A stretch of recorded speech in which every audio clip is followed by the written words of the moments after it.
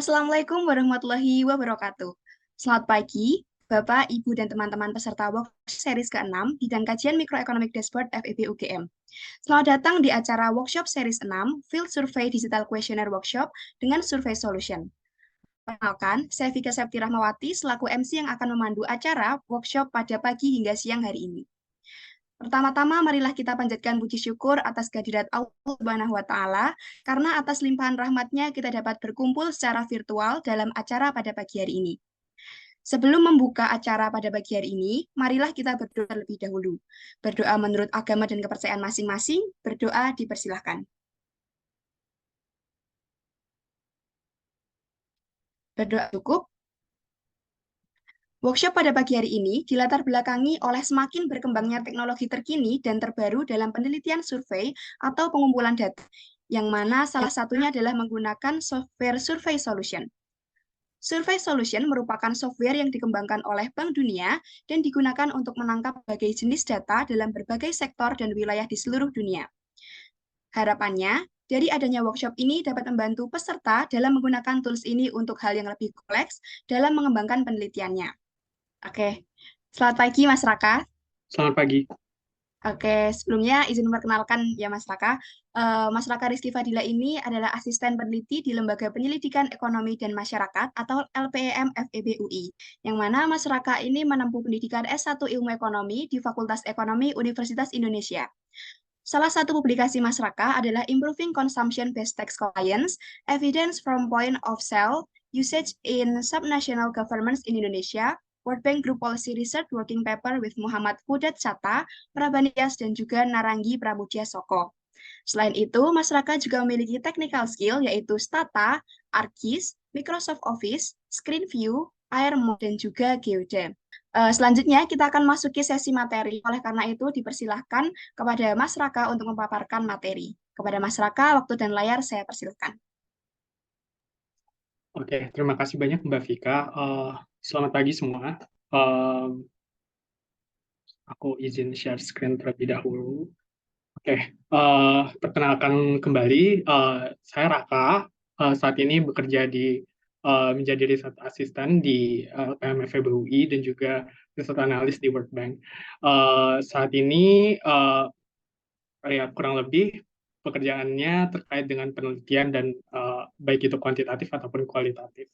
Nah, untuk pada sesi ini nanti saya akan menjelaskan terkait dengan bagaimana teman-teman untuk dapat dibantu terkait dengan uh, pelaksanaan survei lapangan, di mana dalam pelaksanaan survei lapangan ini itu uh, kebanyakan kita itu mengenal itu hanya sekedar misalnya menggunakan kuesioner-kuesioner digital dengan menyebarkannya, tapi ada banyak fitur yang sebenarnya kita bisa lakukan lebih ketika kita ingin melakukan penelitian. Nah, kurang lebih outline dari workshop kita pada pagi ini akan terdiri dari 6 section, di mana pertama nanti kita akan bridging dulu terkait dengan survei lapangan, lalu nanti ada konsep-konsep yang sebenarnya itu hanya diperkenalkan di survey solution, yaitu ada headquarter, supervisor, dan juga interviewer. Terus habis itu bagaimana penguploadan penyusunan kuesioner itu di designer, lalu habis itu ketika kita sudah merumuskan kuesionernya, gimana testingnya. Karena salah satu hal yang perlu diperhatikan adalah kita perlu melakukan pengecekan terhadap kuesioner. Apakah kuesionernya tersebut sudah layak untuk diberikan kepada responden ataupun enumerator dalam pengerjaan surveinya. Lalu, gimana penggunaan kuesioner dalam survei solution dan tips penyusunan kuesioner. Nah, mungkin sistemnya nanti kita akan masuk per section, nanti teman-teman akan kita jelasin terkait dengan per sectionnya, dan nanti di akhir section akan aku buka kesempatan bagi teman-teman untuk jika teman-teman ingin bertanya, itu silahkan. Jadi akan lebih efektif sehingga dapat menjawab dan tidak ada yang ketinggalan juga untuk jawabannya. Nah, um, jadi sebenarnya kalau misalnya field survey, kenapa kita menggunakan field survey? Kadang kan kalau misalnya kita menggunakan data sekunder, misalnya seperti Sakernas, Susenas, dan seterusnya, itu ada keterbatasan. Baik itu keterbatasan misalnya dari variabel yang ingin kita gunakan. Misalnya kita ingin melakukan penelitian terkait hal-hal yang spesifik yang justru variabel-variabel atau research question yang kita inginkan untuk analisis itu tidak ada di data sekunder. Ataupun misalnya terkadang data sekunder yang disediakan itu tidak spesifik menuju pada satu kasus. Misalnya kasus-kasus yang spesifik, misalnya kayak apa namanya, pembubaran Gang Gudoli misalnya, itu kan nggak kerekam ya di Susunas dan seterusnya. Atau misalnya kayak spesifik konflik di Papua, itu tuh nggak spesifik kan kasus-kasusnya, secara data sekunder itu sangat sulit untuk diperoleh. Makanya terkadang di samping kita menggunakan data sekunder, data primer itu dapat menjadi opsi supaya kita bisa menjawab pertanyaan penelitiannya. Nah, salah satu metode yang bisa kita gunakan untuk melihat bagaimana dan menjawab research question teman-teman yang tidak bisa dijawab dengan data sekunder itu adalah menggunakan field survey. Jadi sebenarnya survei lapangan itu apa? Survei lapangan itu adalah metode yang paling umum digunakan peneliti untuk pengumpulan data primer. Jadi nanti mungkin kita akan jelaskan lebih detail gimana, cuman secara nggak langsung survei itu adalah kita menanyakan kepada responden dan bagaimana kondisi dari responden tersebut terhadap research question yang ingin kita tanyakan. Nah, dalam pelaksanaan surveinya itu sendiri, sebenarnya ada 3 tahap. Pertama, preparation, lalu survey launch, sama data analysis. Nah, untuk tahapan pada workshop ini kita akan fokus di preparation. Kenapa fokus di preparation? Karena dalam proses survei itu pasti di setiap tahapan pasti ada challenge-nya. Tapi uh, ketika kita sudah melakukan desain yang baik dari awal, itu akan membantu teman-teman juga dalam pelaksanaan survei yang efektif juga dan melakukan analisis yang efektif juga. Nah, sehingga teman-teman itu diharapkan kalau misalnya nanti melakukan proyek-proyek penelitian misalnya terkait dengan survei, itu benar-benar preparation-nya harus disiapkan dan rancangan untuk melakukan survei launch ataupun rancangan untuk melakukan data analisis itu sudah ditarik dari awal sehingga mitigasi-mitigasi resiko yang terjadi dalam pelaksanaan survei itu dapat diminimalkan. Kadang misalnya salah satu contoh, misalnya teman-teman itu melakukan metode survei menggunakan CAPI, di mana CAPI itu kita membutuhkan enumerator. Nah, terkadang enumerator yang dimana biasanya mereka mungkin ada yang sudah terbiasa terkait dengan penggunaan fitur-fitur survei, kadang juga ada errornya. Misalnya ketika ingin menanyakan uh, gaji, berapa gaji dari responden tersebut. Terkadang mungkin karena error yang ketika dia melakukan pelaksanaan wawancaranya, itu dia salah pencet. Misalnya harusnya 100.000 dalam seminggu misalnya, itu dia cuma 10.000 karena nolnya ketinggalan. Nah, hal-hal tersebut sebenarnya kita bisa mitigasi dengan apa? Dengan mendesain kuesionernya itu misalnya untuk pertanyaan tersebut itu jangan sampai di bawah sekian misalnya. Jadi hal-hal yang istilahnya bisa membuat hasil dari data analisis kita itu timbul bias, itu dapat diminimalkan dengan penggunaan preparation yang baik. Makanya preparation itu sangat penting dalam proses survei lapangan. Nah, dalam preparation ini sendiri itu ada beberapa tahapan juga. Misalnya pertama pre-pilot atau draft. Jadi teman-teman itu biasanya secara sistematika itu mungkin lebih nyaman untuk membuat apa namanya kuesioner itu secara tertulis dulu. Misalnya dibuat di Word dan seterusnya. Tapi kan terkadang ketika membuat sistem pelaksanaan survei itu berdasarkan paper base itu cenderung akan ribet dalam melakukan penginputan data nanti di akhirnya. Nah, hal-hal tersebut itu menjadi masuk dalam rancangan dalam preparation tersebut. Lalu yang kedua, konten fokus pilot. Jadi konten apa aja yang ingin nanti ditanyakan di surveinya itu juga jadi bahan dari preparation-nya. Lalu programming. Kalau misalnya teman-teman itu menggunakan kuesioner digital, berarti teman-teman nanti akan membutuhkan programming. Maksudnya bagaimana penginputan dalam kuesionernya, lalu habis itu uh, ada condition-condition apa, pertanyaan tertentu itu ditanyakan, dan seterusnya. Itu akan masuk di section programming. Lalu habis itu data focus pilot. Nah, dalam data focus pilot, terkadang kita kepikiran, nambah ini nih, pertanyaan ini kayaknya relate deh sama research question ini. Tapi at the end, kita harus paham juga kondisi survei kita itu seperti apa. Kalau misalnya kita menggunakan survei online, terus kita buat section yang panjang, otomatis orang-orang akan malas untuk mengisinya. Ataupun misalnya kayak surveinya itu kita menyasar kepada industri besar dan sedang, di mana mereka itu cenderung sibuk dan enggan untuk disurvei.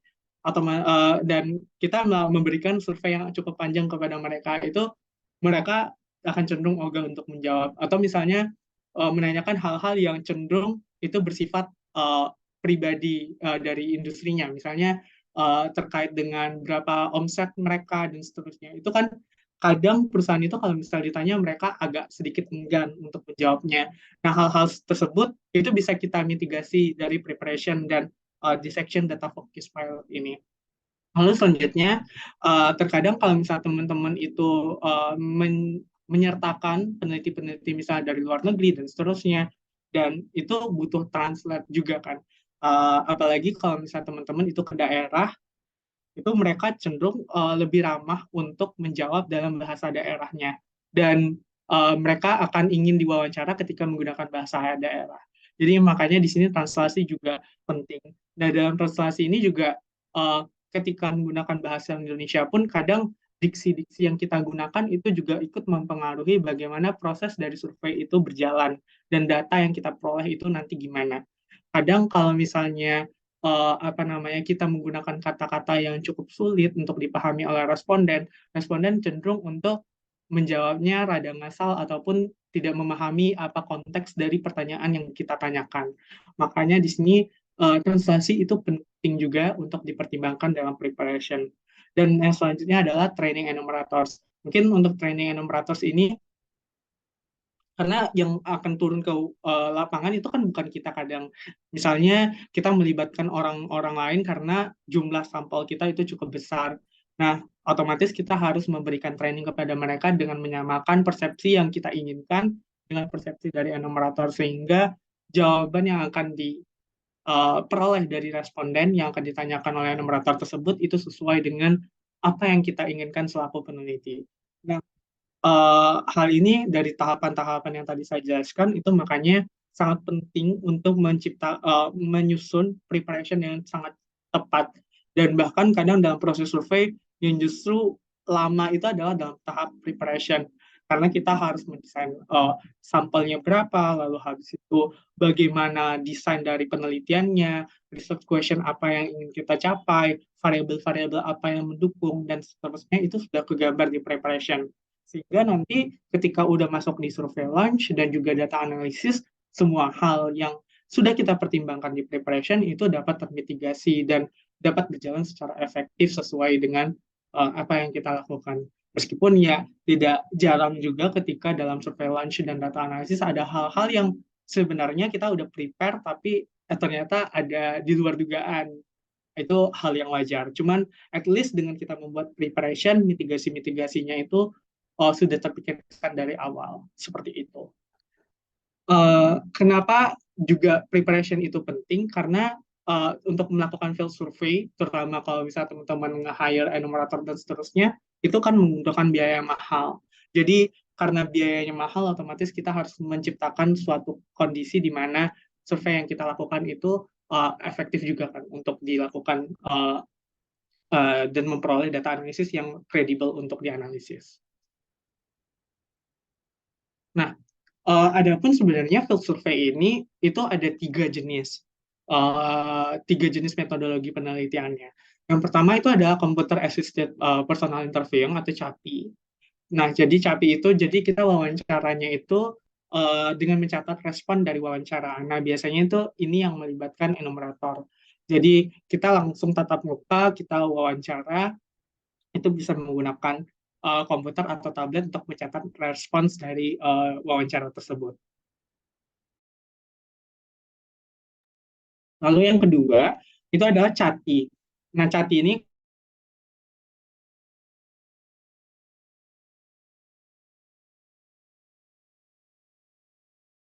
suara, di mana pewawancara itu dia nanya dengan menghubungi nomor telepon dari responden.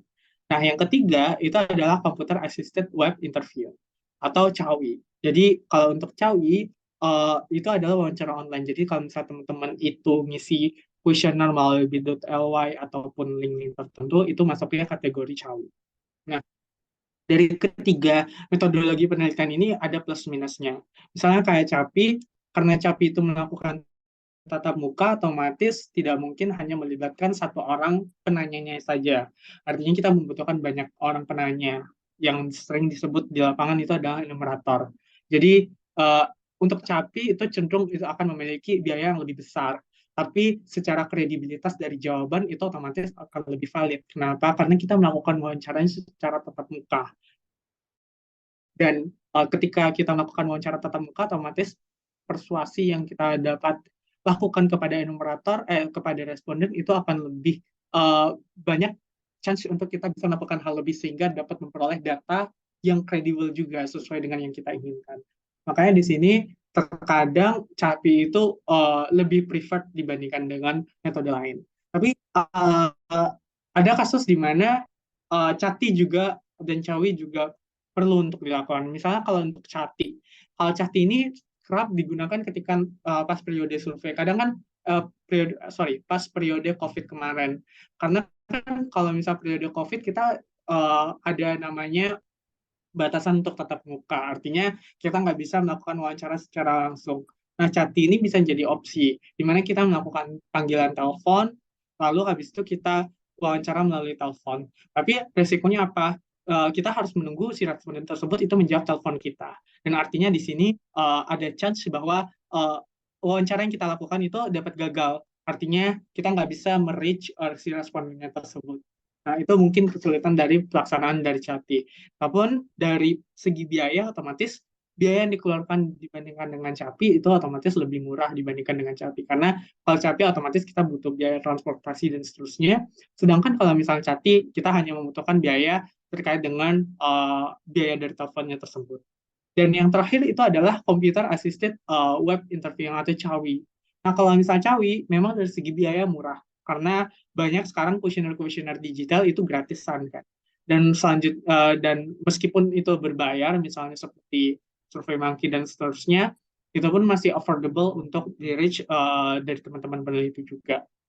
Dan dapat digunakan untuk berbagai survei dalam waktu periode tergantung dari berapa premi yang dibayarkan kepada si web platformnya tersebut. Tapi di sini ketika kita melakukan penelitian yang berbasis cawi, ada kekurangannya juga, di mana dari segi data yang diisi itu tergantung dari persepsi dari responden. Jadi kita nggak bisa melakukan validasi apa yang dikatakan oleh responden. Misalnya responden salah baca, ternyata gaji di kuesionernya itu yang kita tanyakan itu gajinya itu adalah harusnya itu adalah misalnya uh, untuk 1 minggu. Tapi dia persepsinya 1 bulan dan akhirnya diisi 1 bulan. Kita nggak bisa ngevalidasi jawaban dari si responden tersebut karena sistemnya cawi, dia yang ngisi sendiri. Nah, kadang juga kalau misalnya kita cantumkan nomor handphone, mereka agak ogah kan untuk mencantumkannya karena itu berkaitan dengan data pribadi mereka. Nah, hal-hal tersebut yang uh, perlu kita pertimbangkan ketika kita melakukan survei. Karena dari segi pilihan ini ada 3 dan masing-masing punya plus minus dan itu harus dikondisikan dengan kondisi dari research question teman-teman dan juga kapasitas dalam melakukan penelitian tersebut. Seperti itu. Nah,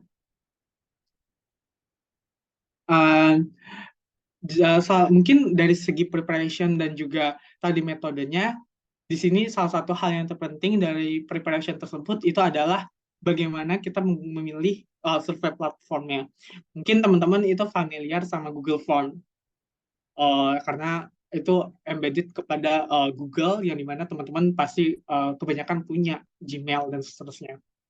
Nah, cuman Google Form itu sendiri itu fiturnya justru kadang tidak ramah kepada peneliti yang cenderung itu ingin menanyakan lebih. Misalnya kita membutuhkan enabling condition ataupun validation terkait hal-hal tertentu. Atau misalnya teman-teman itu membutuhkan pertanyaan-pertanyaan yang detail, misalnya kayak pertanyaan roster. Jadi ada banyak anaknya. Nah, itu kan tidak disediakan di Google Form ini. Nah, di samping kita dapat menggunakan Google Form, kita bisa juga menggunakan platform lain. Misalnya ada Survey Solution, Lalu teman-teman kalau misal familiar ada Onadata, ada CS Pro, ada Kobo Toolbox, dan ada SurveyMonkey. Itu mungkin pilihan-pilihan platform yang mungkin sering dipakai ketika melakukan riset ekonomi. Nah, uh, masing-masing dari fitur tersebut itu ada plus minusnya. Uh, Misalnya kayak Survey Solution, CS Pro, atau ODK itu free. Lalu um, bagaimana pengkodingannya? Kalau misalnya ODK kan dia pakai Excel. Nah, kalau misalnya Survey Solution itu bisa manual secara simplify ataupun bisa menggunakan coding juga. Atau kalau misalnya CS Pro dia punya bahasa sendiri. Jadi kalau misalnya Survey Solution dan teman-teman itu familiar sama Stata ataupun R, ya kurang lebih codingnya hampir sama. Itu C Sharp. Kalau misalnya yang CS Pro itu punya language-nya sendiri. Jadi teman-teman harus belajar lagi untuk bahasanya. Nah, terus habis itu juga ada beberapa dari prosesnya yang itu membutuhkan apa namanya memiliki kelebihan dan kekurangan masing-masing yang sehingga kita bisa memilih nih dari platform ini yang mana yang cocok. Biasanya kalau ini preferensi aku sendiri, kalau misalnya itu menggunakan survei online, itu lebih enak kalau misalnya pakai Kobo Toolbox dan SurveyMonkey. Meskipun misalnya kayak Survey Solution dan uh, terus CS Pro itu bisa juga untuk melakukan tersebut, tapi kadang secara fitur itu lebih enak aja untuk melihatnya. Cuman sometimes ada pertanyaan-pertanyaan yang cukup detail yang justru kita nggak bisa jawab nih. Uh, nggak bisa kita tanyakan kalau kita bisa pakai Kobututus atau SurveyMonkey. Ya, kita harus menyesuaikan juga dengan platform yang ada. Bisa kita pakai Survey Solution yang cukup detailing terkait dengan pertanyaan-pertanyaan, ataupun kita bisa pakai Just Pro untuk hal yang detail-detail tersebut. Nah, jadi semuanya itu balik lagi ke kondisi dari teman-teman itu penelitiannya bakal seperti apa dan research questionnya seperti apa dan pastikan bahwa fitur yang digunakan itu dapat mensupport research question yang teman-teman tanyakan. Nah, sekarang kita akan fokus ke terhadap survey solution. Jadi sebenarnya kenapa sih kita perlu menggunakan survey solution? Nah, sebenarnya survey solution ini adalah perangkat lunak gratis yang digunakan untuk mengumpulin data dan survei manajemen yang ini dikembangkan oleh Bank Dunia. Jadi sebenarnya kelebihannya itu apa aja? Dia mudah dipelajari juga karena sebenarnya fiturnya nggak jauh beda sama Google Form, cuman secara pilihan dari questionnya itu lebih banyak dibandingkan dengan Google Form. Lalu habis itu kalau misalnya teman-teman itu ingin belajar terkait dengan bagaimana programmingnya, itu bisa dilakukan juga dengan menggunakan programming C-Sharp-nya. Dan itu bahasanya yang digunakan itu kurang lebih hampir sama kayak bahasa yang digunakan di Stata dan juga di R. Jadi secara pemrograman itu nggak jauh beda. Lalu habis itu dapat menggunakan logic skip yang kompleks. Nah, ini mungkin yang nggak ada di Google Form. Jadi, kadang teman-teman ingin mengeluarkan pertanyaan B itu ketika pertanyaan A menjawab ini dan pertanyaan F itu mengisi opsi C misalnya. Nah, hal-hal tersebut kan otomatis membentuk kondisional. Nah, kondisional ini yang bisa digunakan ketika teman-teman itu menggunakan survey solution. Nah, itu dapat melakukan pemeriksaan konsistensi hasil yang kompleks. Jadi, salah satu keuntungan juga dengan survey solution itu adalah teman-teman ketika melakukan pengisian, itu teman-teman bisa memasukkan validation. Jadi misalnya kalau umur itu kan nggak mungkin dia lahir uh, di atas, misalnya teman-teman ingin survei tenaga kerja, di mana survei tenaga kerja itu biasanya ditanyakan di 15 tahun ke atas. Berarti nggak mungkin dia di bawah 15 tahun, kan? Nah, hal-hal tersebut dapat kita restriksi. Jadi ketika enumerator atau si responden itu mengisi misalnya 5 tahun doang, ya bisa kita buat warning gitu. Jadi harusnya itu di atas 15 tahun. Kayak gitu-gitu itu bisa kita minimalkan resikonya sehingga hasil yang kita peroleh itu dapat mengurangi biasnya. Nah, lalu selanjutnya dataset dapat diekspor melalui beberapa jenis dataset. Yang uniknya kalau misal teman-teman terutama yang riset ekonomi itu kan cenderung pakai Stata dan Stata itu format datanya tuh DTA. Nah, teman-teman bisa pakai DTA tersebut.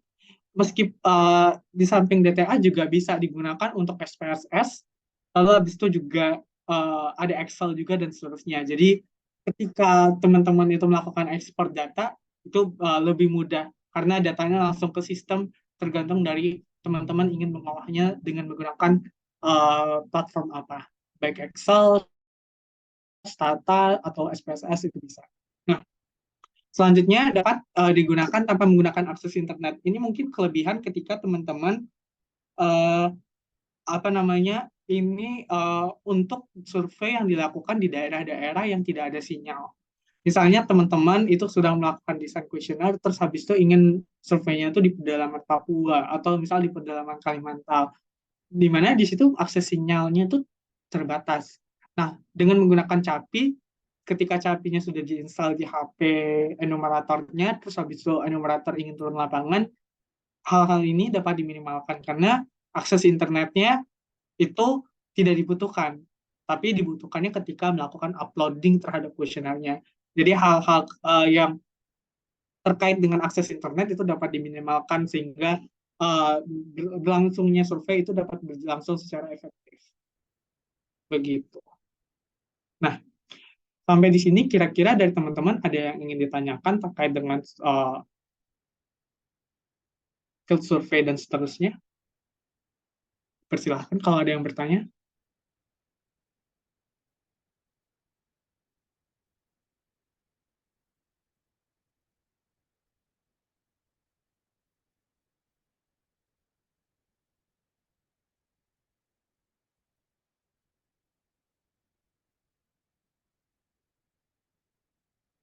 Oke, kalau nggak ada yang bertanya, mungkin saya akan coba lanjut ke section kedua. Nah, itu ada konsep terkait dengan HK, SPV, dan interviewer.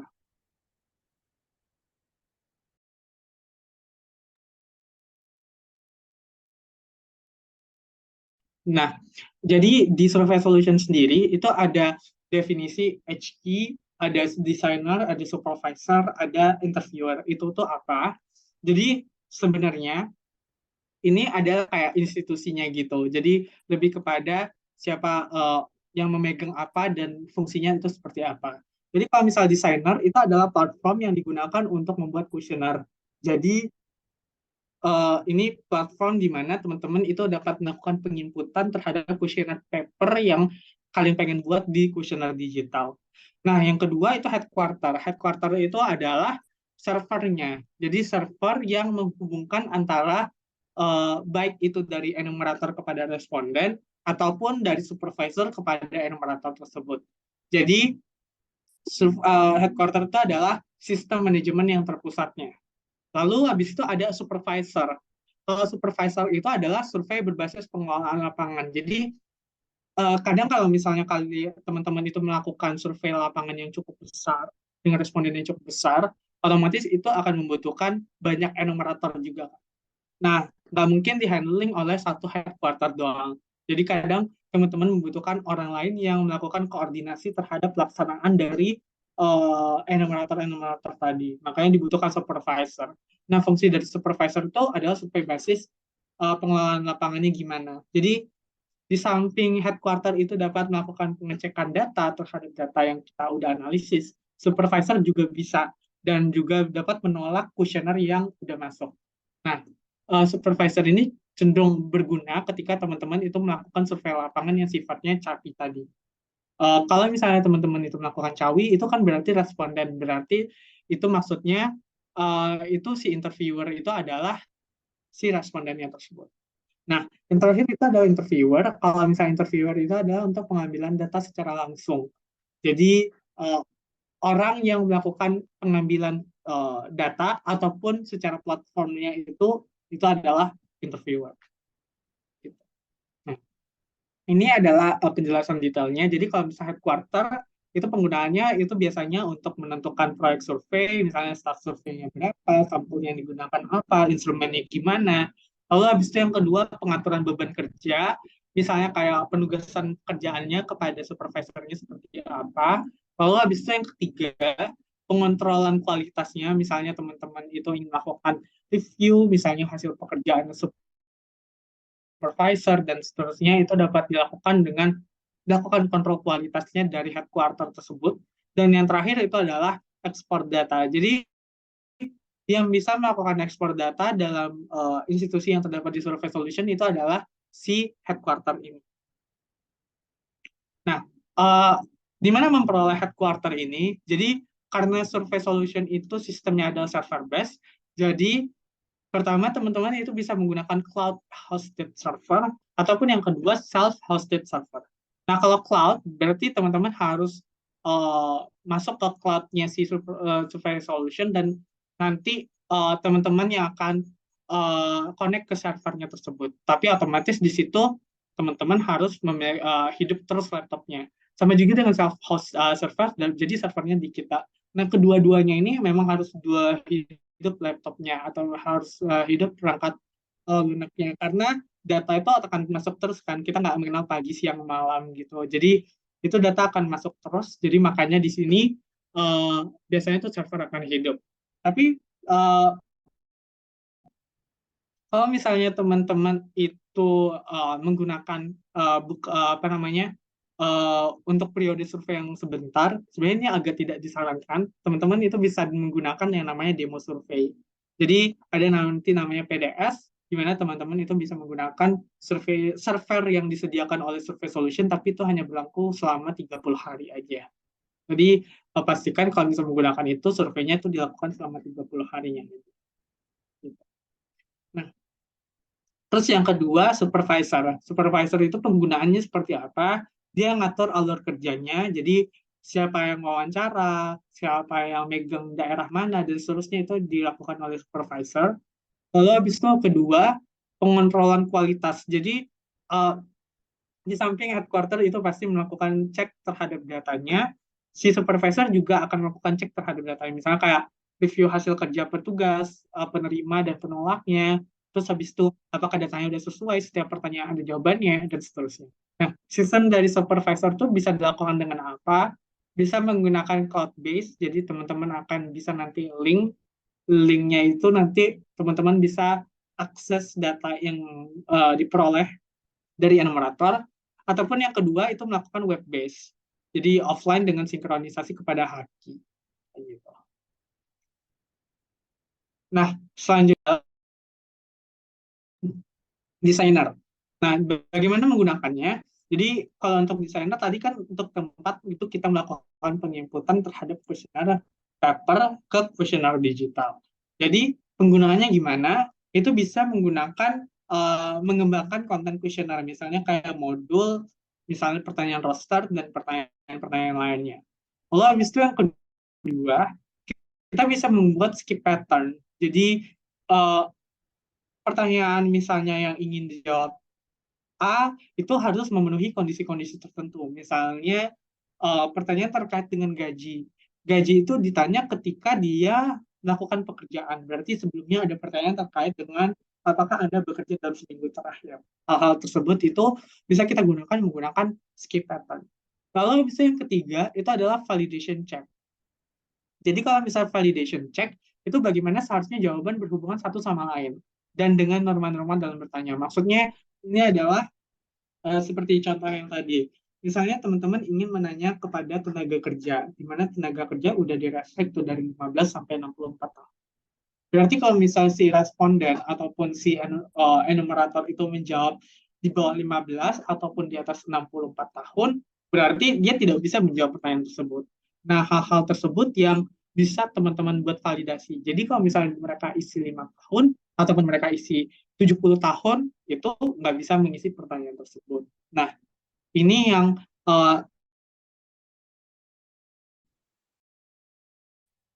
ada di desainer tersebut yang bisa teman-teman setting dalam pengerjaannya. Nah, kira-kira terkait dengan HK, supervisor, dan desainer, ada yang mau ditanyakan terlebih dahulu untuk section ini?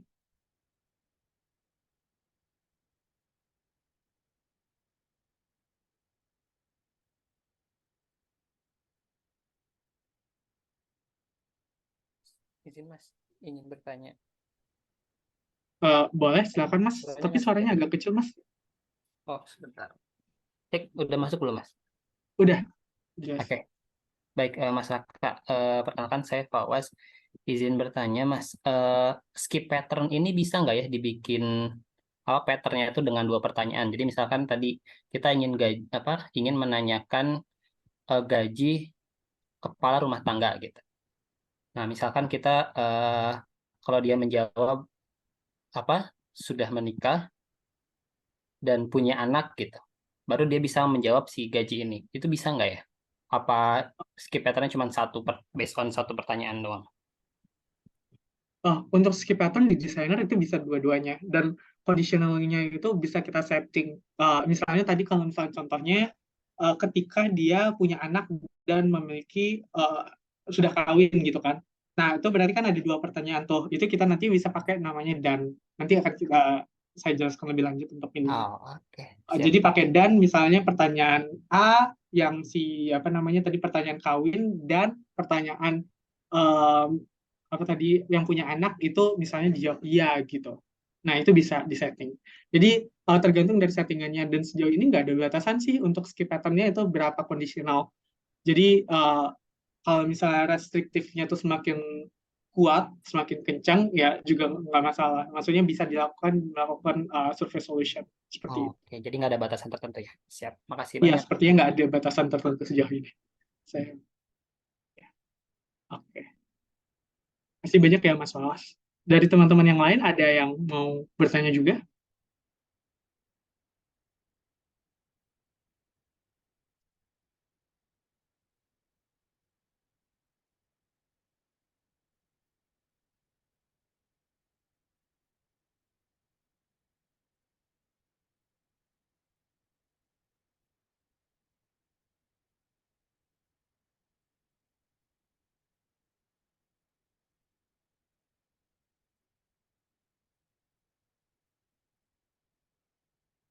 Oke, kalau misalnya nggak ada pertanyaan, kita lanjut ya.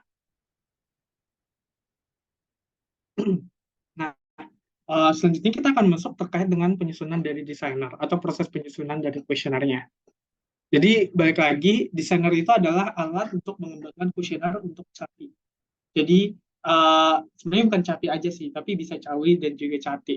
Jadi intinya itu adalah uploading kepada kuesioner digitalnya. Nah, desainernya ini biasanya tuh bantu banget, terutama terkait dengan yang tadi, misalnya teman-teman itu pengen pakai skip pattern, ataupun juga ada pengingat instruksinya dan seterusnya. Itu dapat kita detailing gitu di masing-masing pertanyaannya. Nah, siapa aja menggunakan desainer? Bisa desainer survei, manager survei, penerjemahnya, ataupun kolaborasi melalui sharing. Jadi, yang enaknya juga dalam menggunakan questionnaire ini adalah kita bisa melakukan sharing questionnaire. Jadi, bukan hanya kita doang yang bisa melakukan editing terhadap questionnaire-nya, tapi juga orang lain, sehingga bisa dilakukan secara bareng-bareng dalam pengerjaannya. Nah, terus bagaimana fungsi dari desainer? Jadi, di samping juga kita melakukan bisa uploading terhadap questionnaire papernya, itu kita bisa juga mencetaknya dalam bentuk PDF. Jadi, misalnya kita input nih, terus habis itu udah rapi, udah selesai nih, terus habis itu kita ingin buat paper base-nya juga. Tapi versi capinya itu bisa dilakukan. Nanti ada pilihan namanya export to PDF. Nanti teman-teman itu dapat memperoleh kuesioner versi PDF-nya. Jadi hasil kuesionernya pun juga lebih detail. Nah, terus habis itu yang kedua itu kuesioner elektronik yang dapat digunakan untuk menginput jawaban. Elektronik ini berarti yang digunakan ketika teman-teman itu menggunakan HP ataupun juga tab dan seterusnya, ataupun laptop juga dalam melakukan wawancara. Terus habis itu bagaimana hubungannya dengan Haki? Jadi ketika desain ini sudah selesai dan teman-teman sudah punya server terhadap Hakinya itu dapat mengimport kuesioner dari desainer teman-teman. Jadi ini nanti akan connect dari Haki ke desainer, yang kemudian Haki inilah yang akan memberikan akses kepada supervisor ataupun juga kepada enumerator yang tadi istilahnya interviewer itu untuk melakukan wawancara gitu. Jadi fungsi desainer di sini adalah lebih kepada alat untuk membuat kuesionernya. Nah, mungkin bisa teman-teman sembari juga untuk apa namanya coba buat akunnya. Jadi teman-teman itu bisa akses akunnya melalui link ini. Mungkin aku bisa share juga di komen.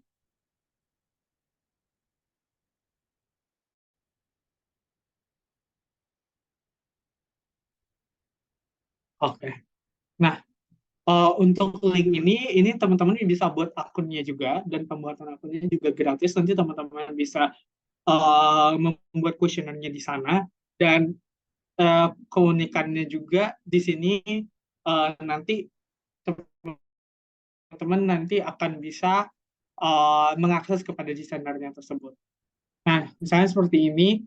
Jadi nanti kalau misalnya teman-teman punya akses, nanti tampilannya seperti ini. Setelah teman-teman buat akun, nanti ada pilihan My Questionnaire, Questionnaire Share with Me, Public Questionnaire, Classification, sama Create New. Jadi My Questionnaire itu apa? Itu hanya pengguna yang membuat yang dapat melihatnya, atau si pembuat kuesioner yang pertama. Jadi misalnya aku buat kuesioner nih, buat kuesioner itu caranya dengan Create New. Terus habis itu dari buat kuesionernya, kuesioner punya kita itu akan masuk di My Questionnaire. Kalau misalnya kita melakukan sharing, itu tetap masuk di My Questionnaire. Karena itu kita yang buat sendiri untuk kuesioner.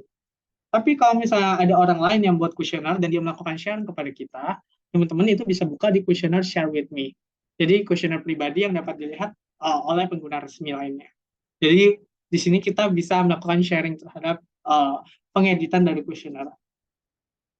Nah, selanjutnya itu adalah public questionnaire. Jadi kalau public questionnaire itu setiap pengguna survey solution, siapapun yang punya account, itu dapat melihat questionnaire orang lain. Tapi bukan data, tapi contoh questionnaire yang banyak orang pakai itu di luar sana. Kayak gitu. Jadi ada 3 fitur, ada My Questionnaire, ada Questionnaire Share with Me, atau Public Questionnaire. Nah, Public Questionnaire ini juga berguna kalau misalnya teman-teman ingin melakukan pertanyaan tertentu, tapi teman-teman bingung nih. Misalnya ingin menanyakan kepada petani terkait dengan berapa input yang mereka misalnya kayak untuk beli pupuk dan seterusnya. Structure pertanyaannya itu seperti apa? Apakah kita perlu detailing inputnya dulu secara roster, lalu habis itu tanya satu-satu, atau bagaimana?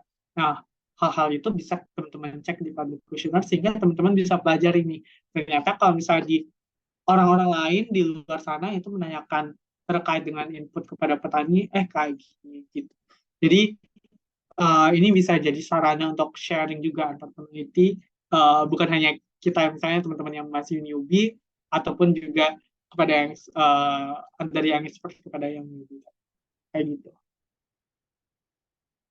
Nah, desainer tuh structure kuesionernya gimana? Jadi teman-teman kalau misalnya buka desainer, itu nanti yang panel kiri itu nanti ada pilihannya. Ada add question, ada add static text, ada add variable, sama search of question. Nah, kalau misalnya teman-teman, mungkin aku coba buka juga di desainer di sini.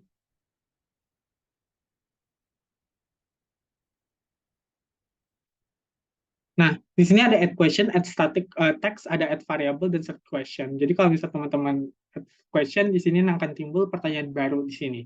Di mana di sini di pertanyaan barunya itu ada namanya question type, ada variable label, ada question text, sama variable name-nya. Nah, terus habis itu juga di sini teman-teman bisa pilih add new section, dan seterusnya. Tapi pertama yang subsection dulu. Jadi subsection itu apa? Pertanyaan yang memiliki kesamaan tema. Jadi kalau misalnya teman-teman itu ada pertanyaan tertentu yang temanya sama, itu bisa teman-teman kelompokin dalam subsection. Lalu habis itu ada roster juga. Kalau roster itu apa? Sekelompok pertanyaan yang terhubung dalam elemen dalam suatu daftar. Misalnya teman-teman itu ingin menanyakan karakteristik dari anggota rumah tangga. Misalnya ayah, ibu, dan anak. Pertanyaannya sama, teman-teman ingin nanya jenis kelamin mereka apa, lalu habis itu kalau teman-teman ingin nanya umurnya apa, teman-teman ingin nanya misalnya pendidikan terakhir mereka apa. Itu kan hal yang sama yang teman-teman tanyakan berulang untuk 3 orang tersebut, untuk ayah, ibu, dan anak. Nah, pertanyaan ini adalah jenis roster sebenarnya. Jadi ketika teman-teman menggunakan roster, itu akan membantu teman-teman itu nggak perlu nih ngetik berkali-kali untuk hal yang sama dalam mendesain kuesioner digitalnya. Jadi cukup masukkan roster, add question untuk rosternya, lalu habis itu teman-teman itu bisa menyesuaikan sesuai dengan sub pertanyaan untuk per masing-masing orang yang ingin ditanyakan atau daftar yang ingin ditanyakan. Lalu habis itu ada static text. Static text ini itu biasanya digunakan untuk teks tambahan untuk bantu petugas atau responden dalam menjawab pertanyaan tersebut. Misalnya teman-teman ingin memberikan notes kepada petugas, tolong jelaskan bahwa kita masuk ke dalam section misalnya pertanyaan terkait dengan pekerjaan. Nah, itu kan nggak bisa teman-teman masukin di pekerjaan aja atau misalnya seterusnya. Jadi, teman-teman harus tambah notes di situ. Nah, notes itu dapat digunakan melalui static text. Dan yang terakhir itu ada variable. Tapi kalau misalnya variable ini sebenarnya advanced feature, jadi lebih kepada variabelnya itu untuk apa gitu misalnya. Nah, ini mungkin contoh dari subsection. Jadi subsection itu misalnya kayak gini, ada cover, persetujuan keikutsertaan dalam penelitian, profil individu, profil usaha, inklusi, keuangan terkait dengan transaksi, terkait pinjaman, asuransi, dan seterusnya. Jadi kalau misalnya di contoh yang ini, kita bisa subsection itu lihat di sini, add new section. Dan nanti kalau misalnya teman-teman ingin nambah section baru, ya tinggal ditambah add new section. Saya akan kebuat section baru, nanti teman-teman bisa sesuaikan namanya di sini, dan variable name-nya itu apa. Kayak gitu.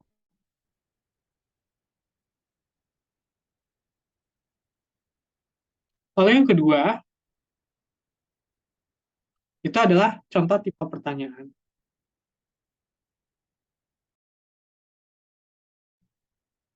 Kalau contoh tipe pertanyaan, di sini ada beberapa fitur yang cukup banyak sebenarnya untuk question-nya. Misalnya teman-teman itu, aku buka satu-satu misalnya di sini, itu ada beberapa question types. Misalnya teman-teman ingin menanyakan terkait dengan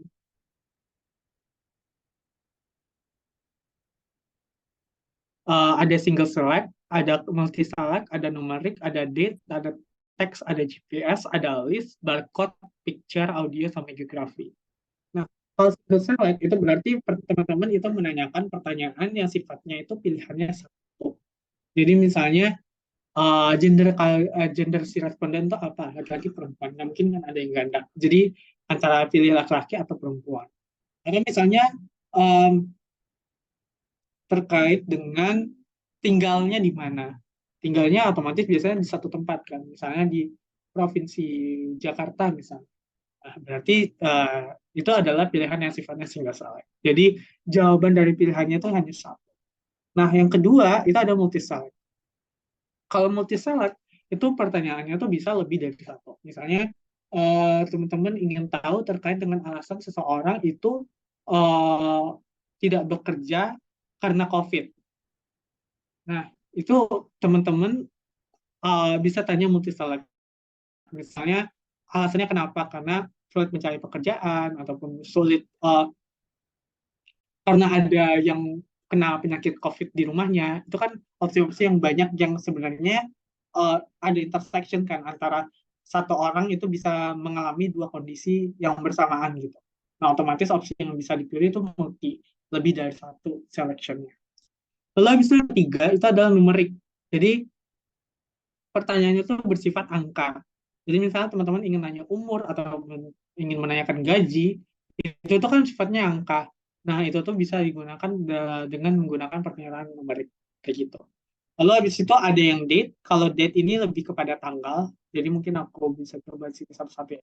Jadi kalau misalnya date itu sifatnya kayak gini. Jadi nanti tinggal teman-teman tambah. Misalnya kayak teman-teman butuh tanggal wawancara dari si respondennya tersebut. Ini bisa diisi date di sini. Jadi teman-teman misalnya mau nanya tanggal berapa. Nah, itu bisa. Nah, kalau misalnya teman-teman pengen detailing terkait dengan waktunya juga bisa teman-teman klik nih current time-nya apa. Kayak gitu. Lalu habis itu misalnya teks. Kalau misalnya teks itu lebih kepada pertanyaan yang sifatnya jawaban terbuka. Misalnya kayak nama responden itu siapa? Itu kan jawaban yang terbuka gitu kan. Jadi itu tuh bisa menggunakan si teks ini untuk pertanyaan. Jadi jawabannya itu biasa tergantung kepada responden ataupun interviewer itu jawabannya gimana. Jadi pertanyaan terbuka. Lalu habis itu juga ada GPS.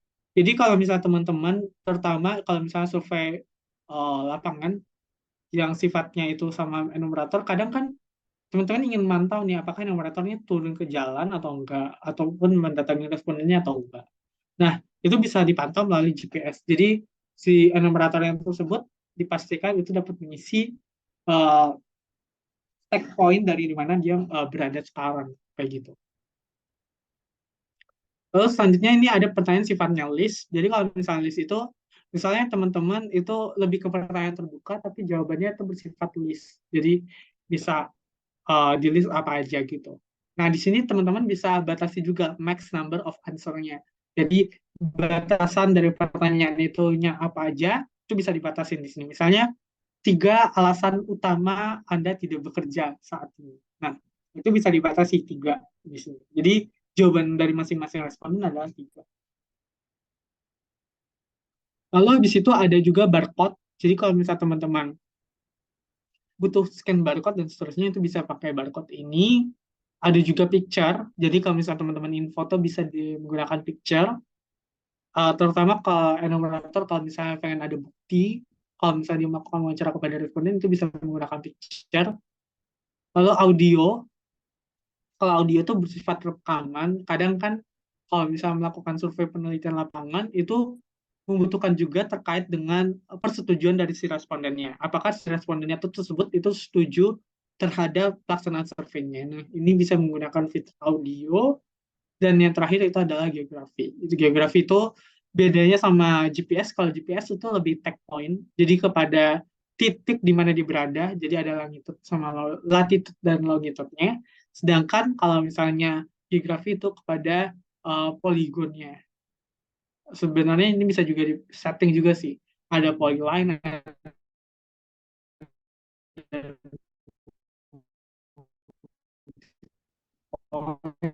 sama. Nah, fiturnya mungkin teman-teman yang menggunakan Stata ataupun SPSS itu kan kadang kali teman-teman itu butuh yang namanya variabel label. Jadi label dari variabelnya itu apa. Nah, teman-teman itu nggak perlu capek-capek cleaning di Stata untuk ngasih labelnya. Karena dari awal pengerjaan dari survei ini, teman-teman itu bisa melakukan penginputan nama variabel labelnya itu apa. Terus habis itu question text. Ini pertanyaannya di apa? Nah, di sini ada pilihan, ada radio button list, combo box, sama cascading combo box. Maksudnya apa? Kalau radio button list berarti sifatnya list. Kalau combo box itu sifatnya box, nanti ada listnya apa, tapi dibuka gitu boxnya dulu, baru bisa kelihatan listnya itu apa. Kalau cascading combo box itu adalah uh, list yang dibuka dari combo box yang tadi, itu hanya section tertentu yang connect kepada pertanyaan tertentu di sebelumnya. Maksudnya gimana? Misalnya kayak, sebentar. Nah, misalnya kayak ini, kayak kecamatan. Teman-teman ingin menanyakan kabupaten kota dan kecamatan dari si responden. Nah, misalnya dia tinggal di Bandung misalnya. Sorry, aku agak kurang. Di Jakarta misalnya. Dan di Jakarta, terus di Jakarta Selatan. Nah, untuk meminimalkan error, misalnya kadang kan mereka milih Jakarta, terus isinya banyak nih kecamatan yang ada di Indonesia. Itu kan cenderung menciptakan error, kan, menciptakan bias kepada si pengisinya. Nah, itu bisa direstrik ke kecamatan yang keluar listnya kepada si responden, itu kecamatan yang ada di Jakarta aja. Misalnya kayak eh, kecamatan eh, kalau di Jakarta Selatan itu Pasar Minggu, lalu habis itu ada Tanjung Barat dan seterusnya. Nah, itu yang keluar di kecamatan ada di kabupaten kota tersebut itu bisa disetting di sini dengan cascading combo box. Jadi ini sangat membantu. Asal di sini teman-teman itu melakukan upload. Jadi di sini teman-teman itu bisa melakukan upload new kategori. Nah, di sini ada pilihan value, title, sama parent value-nya. Jadi misalnya ini, kalau nggak salah ini kecamatan di Bogor. Jadi kalau misalnya kecamatan di Bogor, itu Bebakan Madang itu di Bogor. Parent value-nya berarti di sini kabupaten kotanya Bogor, terus habis itu kecamatannya tinggal yang keluar nanti pilihannya yang ada di sini. Nah, apalagi kalau misalnya teman-teman nanti analisisnya ingin melakukan merge terhadap data-data PODES misalnya, ataupun data-data BPS. Itu kan BPS sendiri punya kode kabupaten kota hingga kecamatan hingga kelurahan kan. Nah, itu teman-teman bisa menggunakan value di sini, itu sesuai dengan kode BPS. Sehingga ketika teman-teman merging, teman-teman nggak perlu untuk menggabungkan dari misalnya kode BPS dulu ke nama-namanya, kadang nama-namanya juga beda-beda juga, terus habis itu baru kalian uh, melakukan analisis datanya. Jadi Survey Solution sangat membantu sekali, terutama teman-teman ingin melakukan pertanyaan-pertanyaan spesifik yang terkait dengan lokasi. Misalnya desa, kecamatan, kabupaten, itu bisa kalian setting sehingga untuk mengurangi error-errornya tadi bisa lebih dalam. Terus habis itu ada multi select di sini. Kalau multi select itu di sini sama, ada pilihan display mode-nya itu ada checkbox. Checkbox itu tinggal diklik aja, bisa lebih dari satu. Lalu habis itu ada yes no button. Kalau yes no button berarti satu option itu bisa yes no, satu option lagi yes no, option yang lain yes no, kayak gitu tampilannya. Nah, kalau misal combo box itu sifatnya hampir sama tadi combo box yang single select. Jadi teman-teman ada box gitu, ketika diklik nanti akan keluar listnya apa kayak gitu. Nah, di sini teman-teman ketika pakai single select ataupun multi select itu ada namanya value. Jadi ketika teman-teman isi misalnya satu ya dan misalnya nol tidak, itu akan memudah teman-teman. Apalagi kalau misal teman-teman itu melakukan analisis regresi. Kalau regresi kan perlu dummy. Kalau untuk dummy, jadi um, kalau misalnya dummy kan berarti pilihannya antara satu atau nol. Nah, jadi itu sangat membantu juga. Jadi tinggal ya tidak, tidaknya adalah nol. Ataupun kadang juga banyak yang tidak itu tiga. Jadi itu terserah teman-teman. Nanti di datanya itu bisa disetting.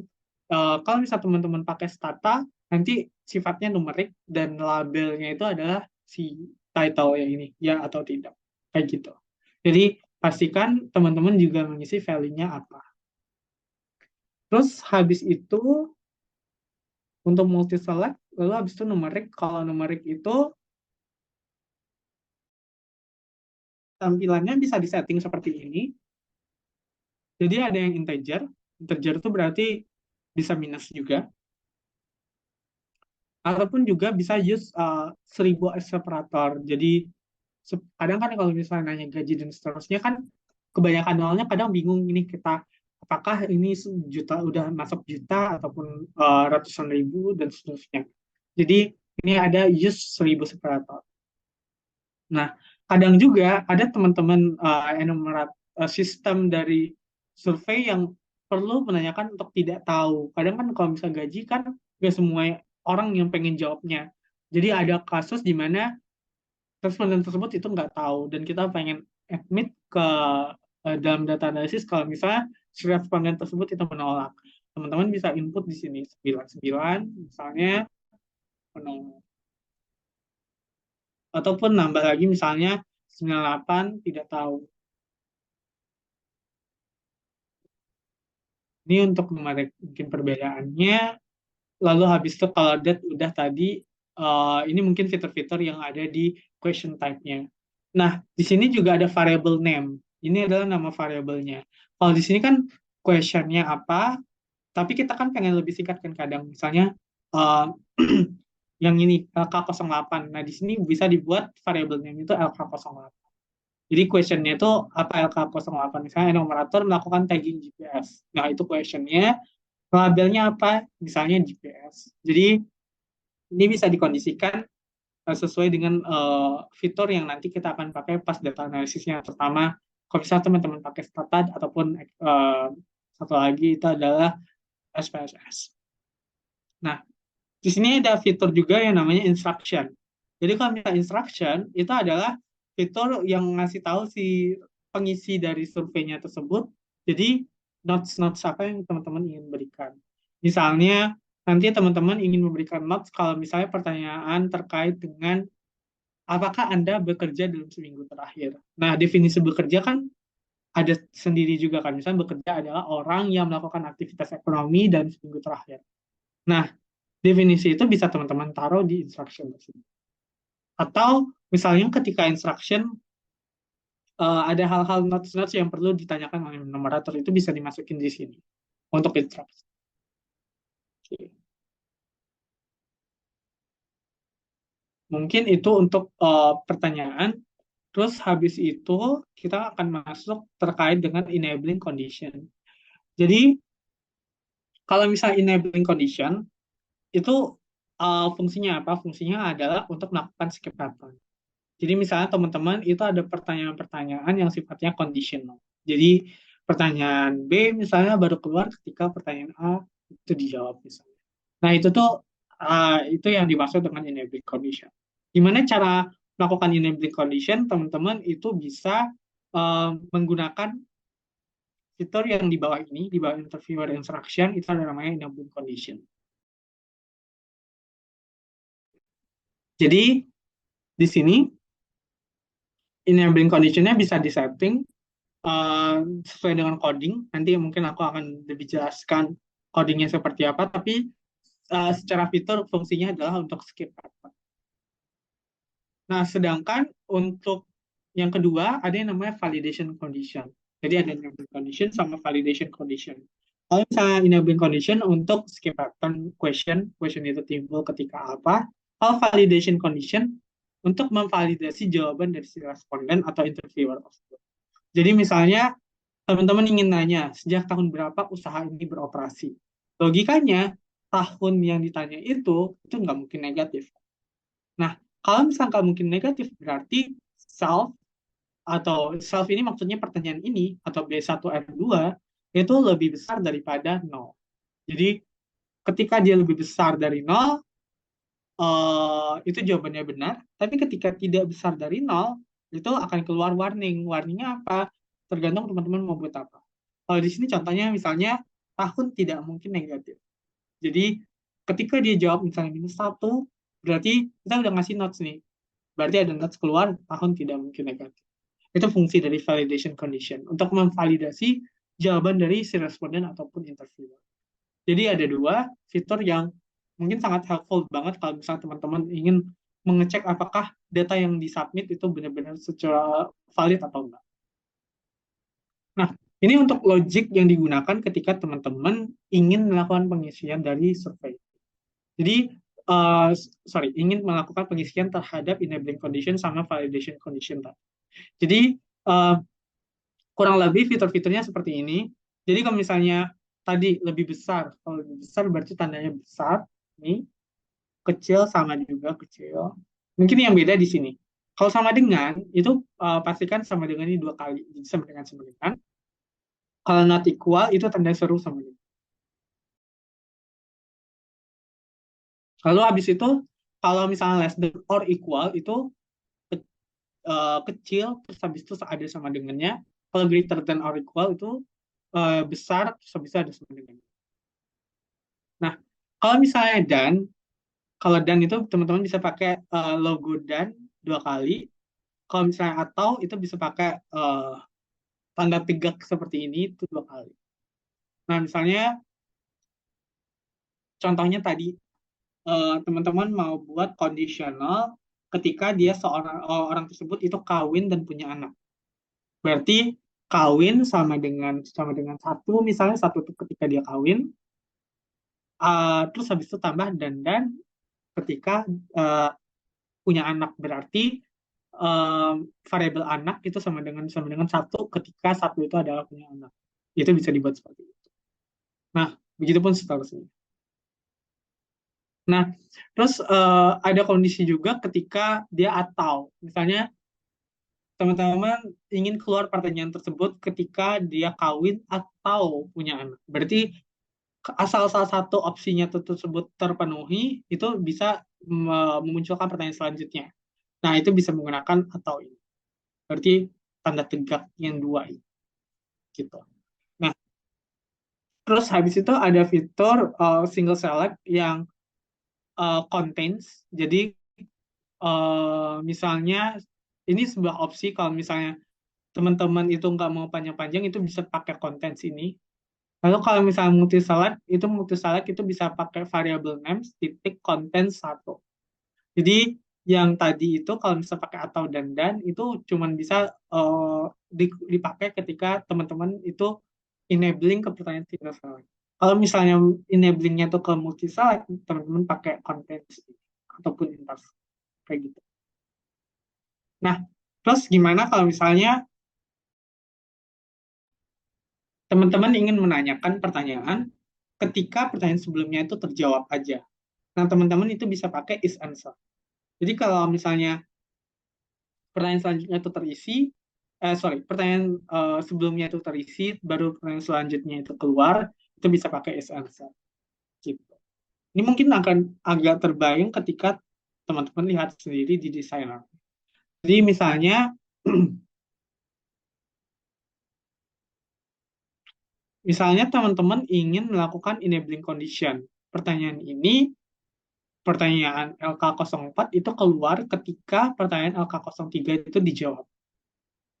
Makanya di sini dibuat enabling condition-nya is answer LK03. Kayak gitu. Nah, ataupun misalnya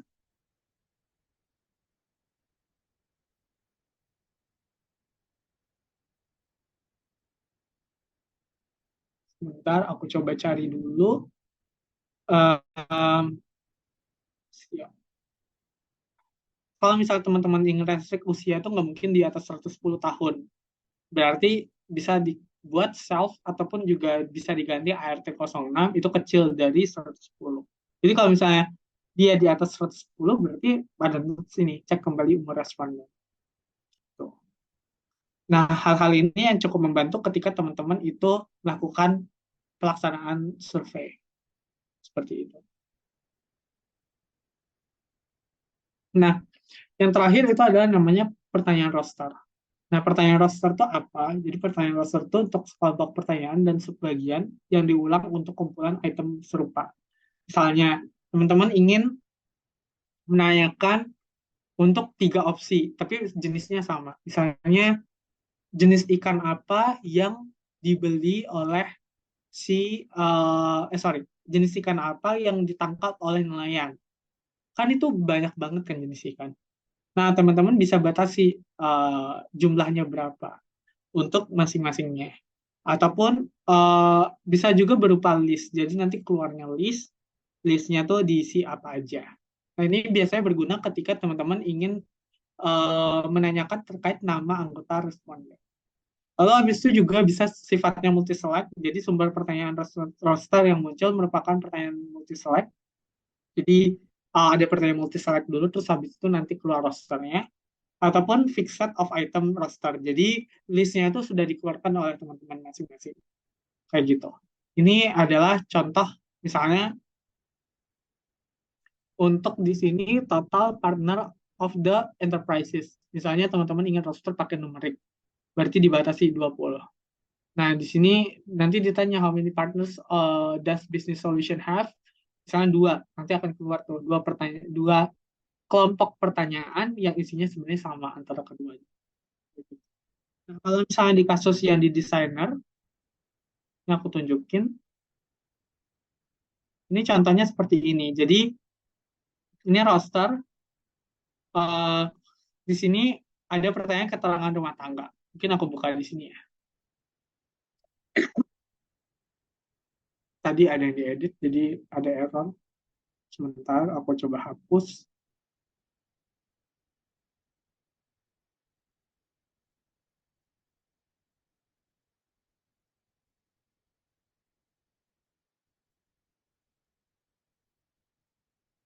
Compile dulu, ada 2 error lagi. Ini hapus. Sama.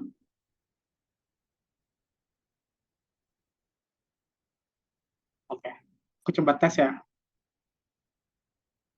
Soalnya ini agak sedikit membingungkan. Jadi, misalnya berapa orang anggota rumah tangga? Misalnya ada 3. Nah, sebutkan nama anggotanya, suami, anak, mertua. Nah, anaknya itu misalnya itu Raka. Terus habis itu istrinya itu Ani, terus anaknya itu ini. Nah, ini nanti akan keluar nih set pertanyaan si Raka tuh apa aja pertanyaannya untuk si Raka, untuk Ani apa aja pertanyaannya untuk Ani, dan untuk ini apa aja pertanyaannya untuk ini. Kayak gitu. Ini namanya roster. Roster yang ini jenisnya namanya list.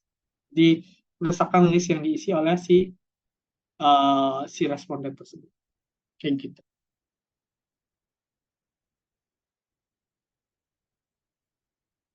Oke. Mungkin itu terkait dengan fitur-fitur yang ada di Survey Solution. Kira-kira sampai di sini ada yang mau ditanyakan terlebih dahulu untuk pertanyaannya? Boleh bertanya, Kak? Oke, boleh. Ya, gimana, Mbak? Oh, iya. Ini berarti nanti sistemnya kayak IFLS ya, Kak? Sejenis instrumennya. Iya. Kalau nggak salah, ya IFLS kan itu banyak detailing gitu kan. Hal-hal yang seperti misalnya anggota rumah tangga atau misalnya hal-hal yang sifatnya ditanyakan kepada anggota rumah tangga. Nah, itu tuh bisa dipakai fitur ini, fitur roster yang tadi, Mbak. Oh, betul. Oke. Kalau Tapi aku misalnya agak lupa juga sih IFLS tuh pakai CS Pro atau Survey Solution gitu. kayaknya CSV bisa. Tapi ini nanti untuk format datanya ada ya, Kak? Di dalam itu. Format data maksudnya, Mbak? Jadi kan kalau di dalam database misalnya pakai Stata itu kan ada format persen apa termasuk data apa namanya umur absolut atau apa gitu. Di sini ada Oh, kayak seperti itu iya. identifikasi jenis data. Ya, Hmm. itu ditunjuk. Iya, jadi kalau misalnya Mbak itu pengen analisisnya itu nanti sifatnya itu single select, ataupun nanti sifatnya itu numerik, itu pasti akan jadi angka numerik nanti di datasetnya. Jadi tergantung. Tadi kan single select itu ada opsinya itu sebentar. Misalnya contoh agama ya. Agama kan itu opsional gitu kan. Kayak gini. Ini nanti akan keluarnya numerik sesuai dengan value ini. Tapi nanti akan ada label di statanya. Gitu. Labelnya sesuai dengan ini. Jadi Mbak nggak perlu capek-capek untuk label variabel Islam satu Islam, koma dua Kristen tuh nggak perlu. Jadi ini asal Mbak udah isi labelnya di sini apa, itu langsung masuk jadi numerik di datasetnya. Nah, kalau misalnya nanti pertanyaan sifatnya teks, ya itu nanti akan jadi string. Kalau misalnya single select sama multi select itu biasanya nanti akan jadi numerik, sama yang numerik juga akan pasti jadi numerik. Kayak gitu sih, Mbak. Tergantung dari settingannya Mbak. Masukinnya apa. Oh, ya, terima kasih, Kak. Ya. Ya. Kira-kira ada yang mau bertanya lagi? Mbak Mas. Ya, halo, selamat siang, Mas. Iya, Mas. Gimana, Mas? Ya, Mas Raka izin bertanya, Mas. Ini karena saya baru pertama kali ya melihat My Survey Solution ini. Mungkin ada dua hal yang mau saya tanyakan, Mas. Apakah kalau kita sudah meng-create data seperti ini, Mas, dalam bentuk kuesioner, ketika nanti diekspor itu sama seperti sistemnya Google Form tidak ya? Kemudian kalau ini nanti di-share men-share ke HP ya biar orang bisa langsung isi seperti itu, bisa atau tidak, Mas? Mungkin itu pertanyaan dasar, Mas, dari saya yang masih orang baru atau awam ya untuk Survey Solution ini. Terima kasih, Mas. Oke.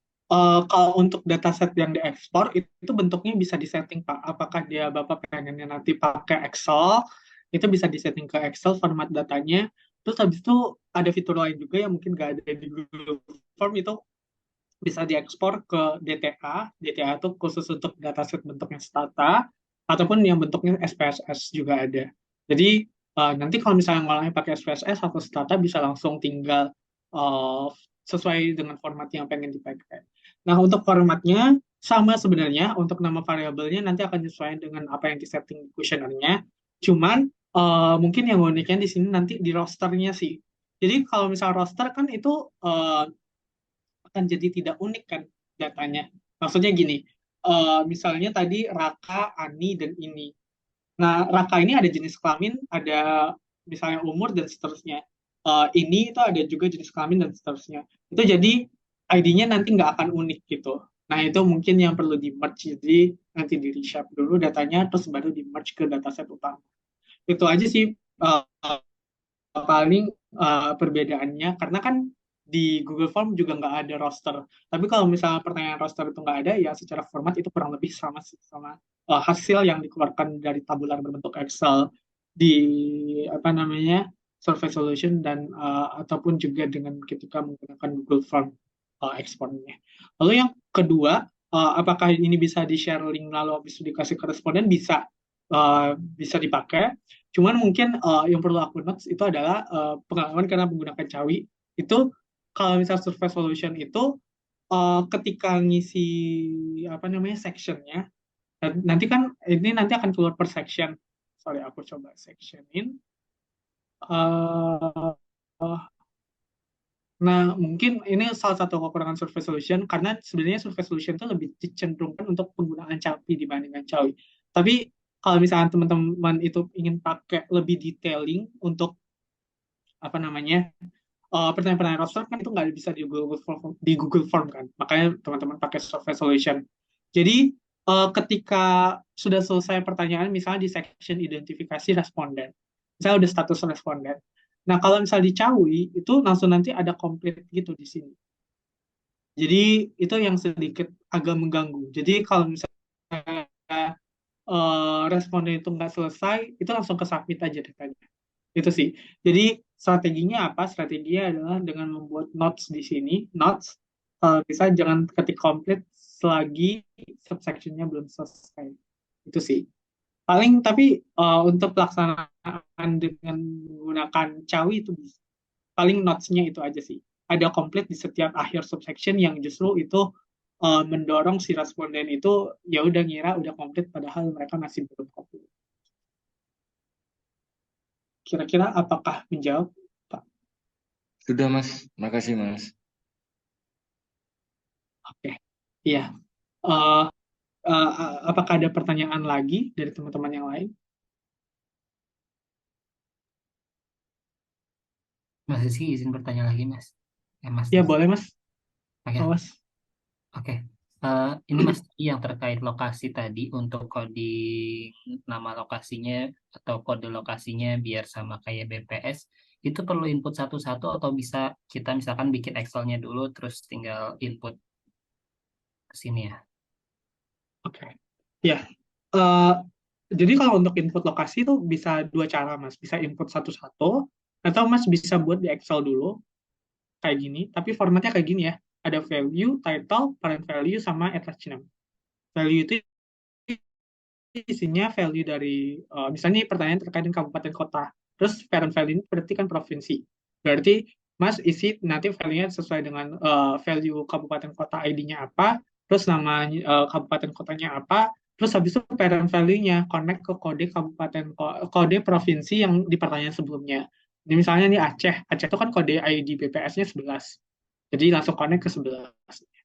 Begitupun seterusnya. Ini tinggal di-setting aja sesuai ini satu Indonesia. Terus habis itu nanti setelah udah di setting tinggal di-upload. Nanti Mas tinggal pilih cascading combo box untuk di pilihan display mode-nya.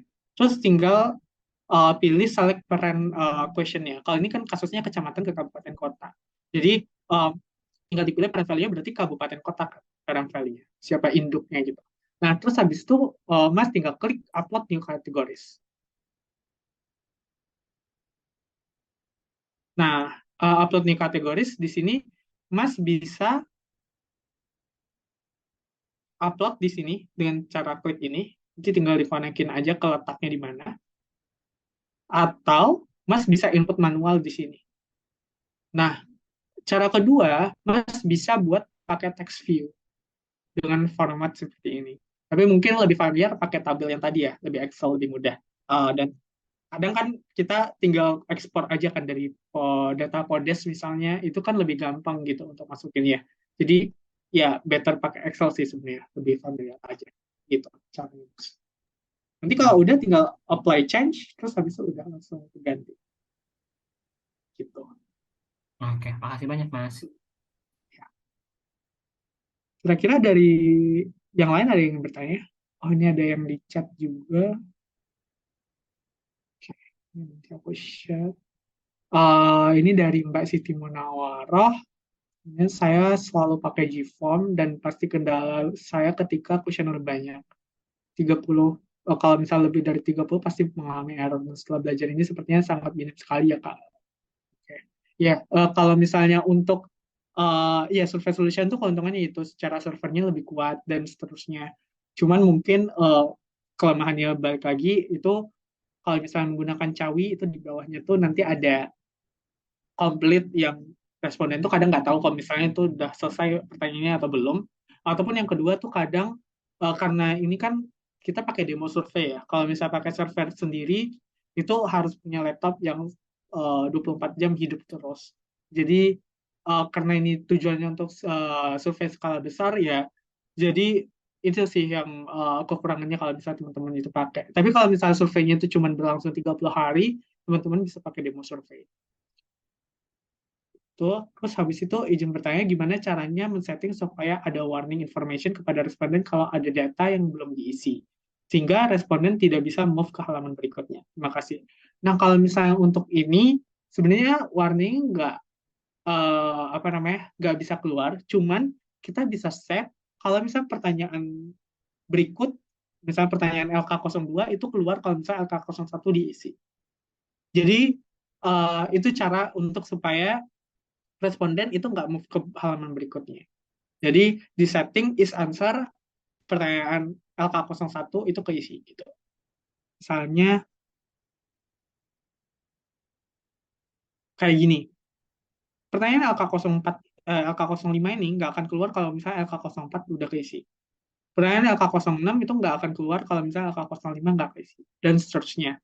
Jadi secara nggak langsung mereka nggak harus menyelesaikan jawaban dari pertanyaan setiap subsection. Begitu juga dengan subsection. Jadi teman-teman itu bisa buat setting di sini di subsectionnya enabling condition. Jadi subsection ID itu baru keluar kalau misalnya pertanyaan terakhir di LK itu keisi. LK08 itu udah keisi. Kayak gitu. Berarti tinggal is answer buka kurung LK08 tutup kurung. Di subsection yang ID. Kayak gitu.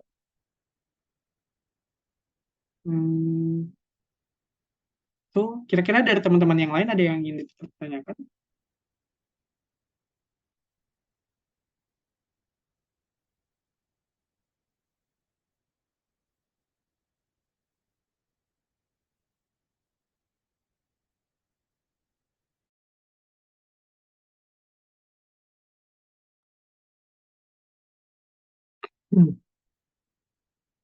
Oke, kalau nggak ada, ada yang namanya testing pengecekan kuesioner. Mungkin lebih enak. Eh, jadi kalau misalnya di designer, itu nanti ada compile. Mungkin teman-teman juga sempat lihat tadi aku coba klik compile itu apa. Nah, compile itu tujuannya adalah untuk ngecek apakah ada error ketika kita melakukan coding. Nah, karena kan ini sistemnya pakai sintaks gitu kan, dan artinya kita perlu kadang kita ngisi dan ternyata sintaksnya itu salah ataupun sintaksnya itu nggak menghubungkan kita dengan jawabannya. Nah, secara nggak langsung survei solution itu ngebantu kita untuk ngasih tahu kalau misalnya ternyata di sini ada error nih. Atau kadang ada nama variabel yang double, itu bisa dikasih warning juga. Nah, di compilation ini kesalahan-kesalahan kita tuh dapat kerekam gitu oleh survei solution. Jadi, kita bisa melakukan klik tes. Tes itu fungsinya untuk ngecek fitur questionnaire nanti secara tampilan di layar HP ataupun di laptop ketika udah di-share. Itu dengan compilation-nya itu adalah null error found gitu. Jadi compile itu fungsinya untuk mereview logical operator atau questionnaire yang error. Terus habis itu ada di sini juga warning. Kalau warning itu lebih kepada kita pengen ngecek apakah ada error-error yang sebenarnya itu nggak penting-penting banget, tapi um, itu bisa menimbulkan lebih kepada saran aja, suggestion yang disediakan oleh desainer atau survey solution. Jadi nggak harus dipatuhi, nggak apa-apa, tapi itu lebih kepada, oh ini ternyata ada error nih di sini, tapi error ini masih bisa dimaafkan, kayak gitu. Lebih nggak error yang besar gitu, itu maksudnya Wan. Kalau misalnya tes itu untuk tes kuesionernya. Jadi untuk melihat tampilan default di PC ataupun default di tab atau di handphone itu seperti apa. Begitu. Nah, untuk ngeceknya gimana? Ngeceknya selain bisa pakai tes, itu bisa pakai yang namanya aplikasi tester. Jadi kalau misalnya teman-teman nanti ingin melakukan survei lapangan, terus habis itu membutuhkan enumerator, otomatis teman-teman kan itu akan butuh pengecekan dulu kan, gimana rasanya jadi si enumerator tersebut. Untuk merasakan kondisinya itu bisa pakai aplikasi tester ini. Jadi ada aplikasi sendiri dan mungkin satu warning juga, ini sama juga dengan ketika teman-teman pakai Kobo Toolbox ataupun CS Pro, ini masih belum ramah terhadap pengguna Apple. Jadi dia cuma bisa di-download untuk Google Play aja, untuk Survey Solution Tester. Tapi teman-teman kalau misalnya bisa pengen setting juga, itu bisa pakai web based juga sih sebenarnya untuk ngebukanya. Gitu. Jadi kalau misalnya teman-teman buka di Google Store, itu Google Play itu bisa dibuka dari situ. Nah, untuk testingnya di sini teman-teman, ini tadi aku udah sempat ngecekin juga.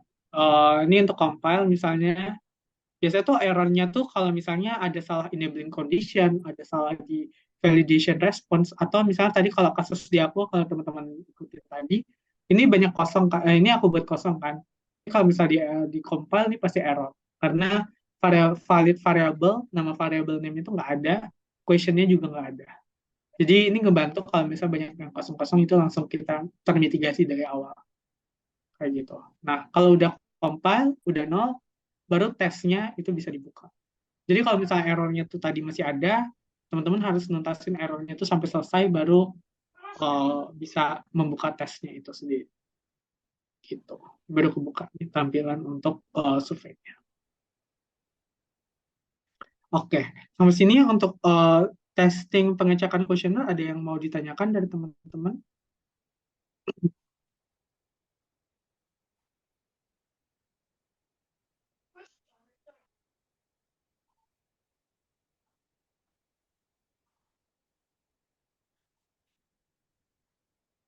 Oke, ini dari Bu Asmarawati ingin nanya, kalau misalnya Cawi komputer kita harus nyala terus.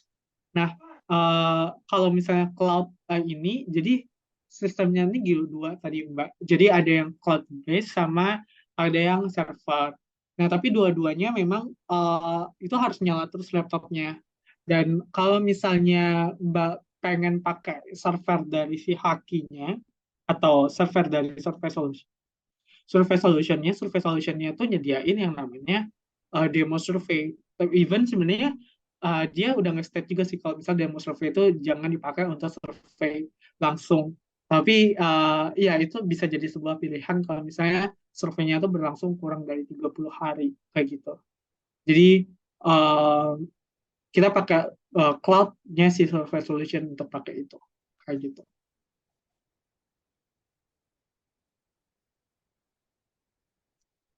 Kira-kira di situ. Tapi untuk testing dan pertanyaan sebelumnya, kira-kira ada yang mau ditanyakan lagi?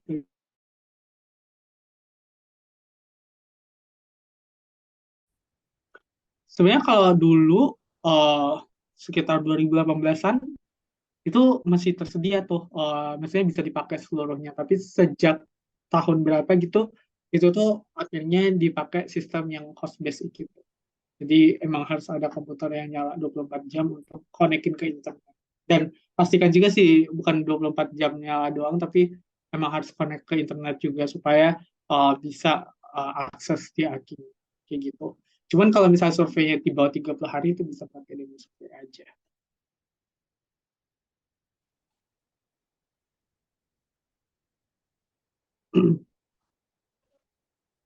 Oh, oke. Kalau untuk pertanyaan Adam Rain, kalau misalnya untuk AHP atau ANP yang skala Likert itu bisa. Itu tinggal pakai option yang single select aja. Terus habis itu nanti di setting tampilannya itu bisa panjang. Kayak gitu sih. Jadi tergantung dari pilihannya. Untuk kan sebenarnya single select juga kan, cuman lebih ke fiturnya aja untuk penyengkekan. Jadi bisa sih dipakai untuk HP juga.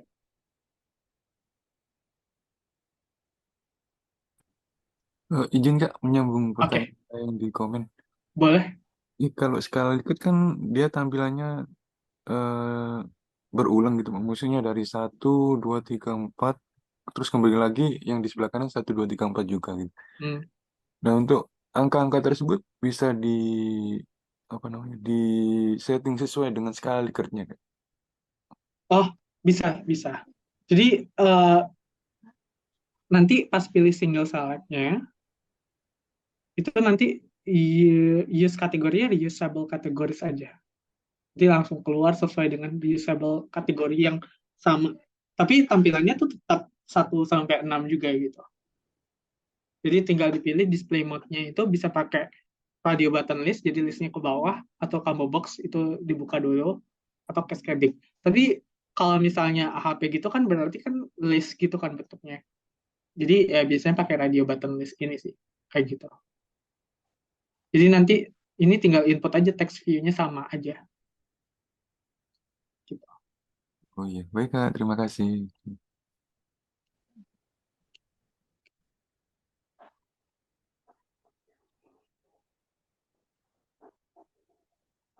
Kira-kira ada pertanyaan lagi dari teman-teman?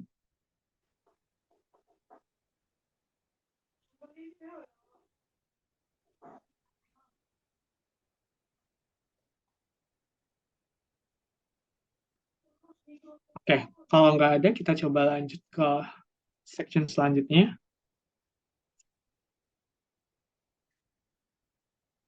Ini yang aku jelasin tadi. Jadi, karena survey solution itu cuma menyediakan 2 step, uh, yaitu cloud base sama yang computer base yang tadi. Nah, jadi sebenarnya ada fitur yang namanya personal demo server. Jadi ini teman-teman itu bisa pakai untuk apa namanya pakai servernya si survey solutionnya itu selama 30 hari. Nah, itu cuma berlangsung selama 30 hari itu aja. Jadi kalau misalnya teman-teman perpanjang itu nggak bisa dan juga datanya bakal langsung hilang. Jadi sebelum 30 hari tersebut itu pastikan udah di-download lagi datanya. Tapi untuk desain kuesionernya itu masih kesimpan di desainernya. Ini cuman proses ketika connect ke servernya itu seperti apa. Jadi ya itu mungkin kekurangan dari survey solution juga sih untuk pelaksanaan yang sifatnya bukan untuk skala besar. Tapi kalau untuk skala besar itu sangat membantu, terutama untuk pertanyaan-pertanyaan yang CAPI ya.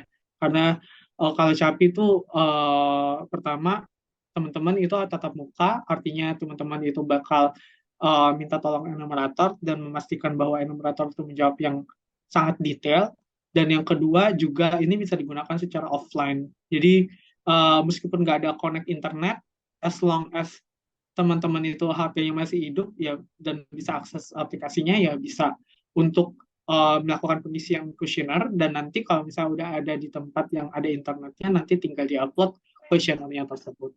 Jadi ini sangat membantu terutama untuk yang Cawi. Nah kalau untuk Cawi ini bisa juga, cuman seperti yang aku notes tadi kekurangannya itu adalah dari segi waktunya itu cuma bisa 30 hari dan yang kedua itu secara tampilan yang tadi di bawahnya itu. Jadi mereka langsung ada komplitnya gitu setiap section. Jadi makanya itu agak sedikit apa namanya kita memperoleh datanya itu pun juga nggak lengkap jadinya. Jadi kalau misalnya strateginya, kalau misalnya pakai Cawi di Capi, di Survey Solution, itu adalah dengan pastikan kalau misalnya teman-teman itu masukin pertanyaan terkait nomor handphone. Meskipun ini agak challenging juga kalau misalnya nanya nomor handphone berarti data pribadi orang juga kan. Tapi ya itu salah satu cara sih untuk supaya memperoleh datanya. Jadi kalau misalnya dia udah tekan komplit sebelum pertanyaan selesai ya kita bisa lakuin follow up gitu. Dan yang kedua buat notes yang tadi. Jadi di setiap akhir subsection itu dikasih notes. Notes kalau misalnya pertanyaan ini belum selesai. Silahkan lanjut ke section berikutnya atau selesaikan dulu pertanyaan di section ini. Kayak gitu-gitu. Nah, PDS ini ada batasannya. Jadi batasannya itu adalah 1000 kuesioner. Jadi teman-teman itu perlu ingat juga kalau misalnya PDS ini karena sifatnya em, apa namanya pakai server dari Survey Solution itu ada batasannya 1000 wawancara. Nah, sebenarnya untuk Survey Solution ini gratis. Jadi teman-teman bisa akses baik itu server base ataupun juga ketika teman-teman pakai demo. Jadi aksesnya gratis. Begitu. Dan ini mungkin ketika teman-teman, jadi sistemnya nanti kan teman-teman itu coba untuk login di sini kan, untuk akses PDS-nya. Jadi teman-teman perlu daftarin email teman-teman dan password, lalu nanti ada konfirmasi di email teman-teman, terus habis itu teman-teman bisa akses ke demonya ketika udah di-accept sama si survey solution-nya. Nah, nanti teman-teman itu bisa juga, kalau misalnya teman-teman pengen coba demo yang untuk semua orang itu bisa pakai ke link ini, demo survey solution. Jadi kalau misalnya yang link ini itu adalah untuk kalau misalnya teman-teman mau buat link demo khusus untuk teman-teman. Jadi data teman-teman itu nggak bisa diakses oleh orang lain. Tapi kalau yang ini itu adalah demo yang dibuka untuk semua orang. Kita coba buka ya. Untuk pahami terkait dengan tampilan di headquarter-nya.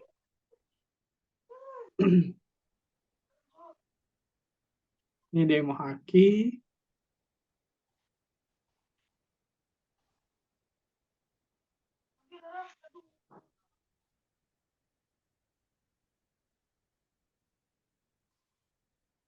Nah, ini tampilannya. Jadi nanti ini di sistemnya itu ada gimana teman-teman untuk melihatnya. Nah, yang enaknya itu pun juga di sini nanti ada pilihan survei status. Jadi status surveinya kadang kan teman-teman melakukan surveinya itu bukan hanya untuk satu kali, tapi ada beberapa kali gitu. Apalagi kalau misalnya biasanya tuh kalau misalnya lembaga survei atau lembaga penelitian itu biasanya punya satu HQ-nya sendiri. Nah, jadi nanti di sini ada beberapa survei yang dilakukan oleh si lembaga penelitian tersebut atau lembaga surveinya. Terus habis itu di sini ada tim dan statusnya, ini timnya siapa aja. Nah, itu nama-namanya. Terus habis itu di sini ada status duration. Enaknya juga di Survey Solution itu dia akan ngerekam berapa lama wawancara itu proses. Jadi kita bisa valid nih orang yang ngisi enumerator yang nakal-nakal yang ngisinya itu cuman sekilas 3 menit atau 1 menit itu bisa kedetek dari sini. Jadi kita bisa tahu, oh ternyata dia nggak benar ngisinya atau ngasal gitu. Nah terus habis itu juga ini device-nya dipakai apa, kita bisa detect enumerator pakai device yang mana. Terus habis itu yang uniknya juga kita bisa ngelihat map report-nya. Jadi teman-teman itu bisa monitor GPS dari teman-teman yang uploading enumeratornya itu di mana aja. Ini alamat rumah aku kebetulan. Jadi ya nanti akan keluar titik-titik gitu respondennya tuh kemana aja gitu di kawasan ini. Nanti akan ada titik-titiknya. Oh, dia submit-nya di sini, dia submit-nya di sini, dia submit-nya di sini. Kayak gitu. Terus habis itu selain fitur reports ini juga ada cumulative interview chart. Jadi chart untuk perolehan respondennya per harinya gimana itu bisa kelihatan di sini. Ini yang completed-nya berapa, rejected by supervisor, approved by supervisornya berapa, rejected by headquarter, sama approved by headquarternya. Jadi dibuat berjenjang gitu sehingga validasinya itu bukan hanya di headquarter doang. Ini terutama untuk skala besar dan ingin validasinya lebih bagus, ini bisa dilakukan pengecekan juga di supervisor dan juga di dan supervisor tersebut itu bisa melakukan reject-nya juga sendiri. Terus habis itu ini ada kuantitinya untuk jumlah surveinya berapa, lalu ada speed, ini kecepatan surveinya, terus habis itu survei statistiknya untuk masing-masing survei.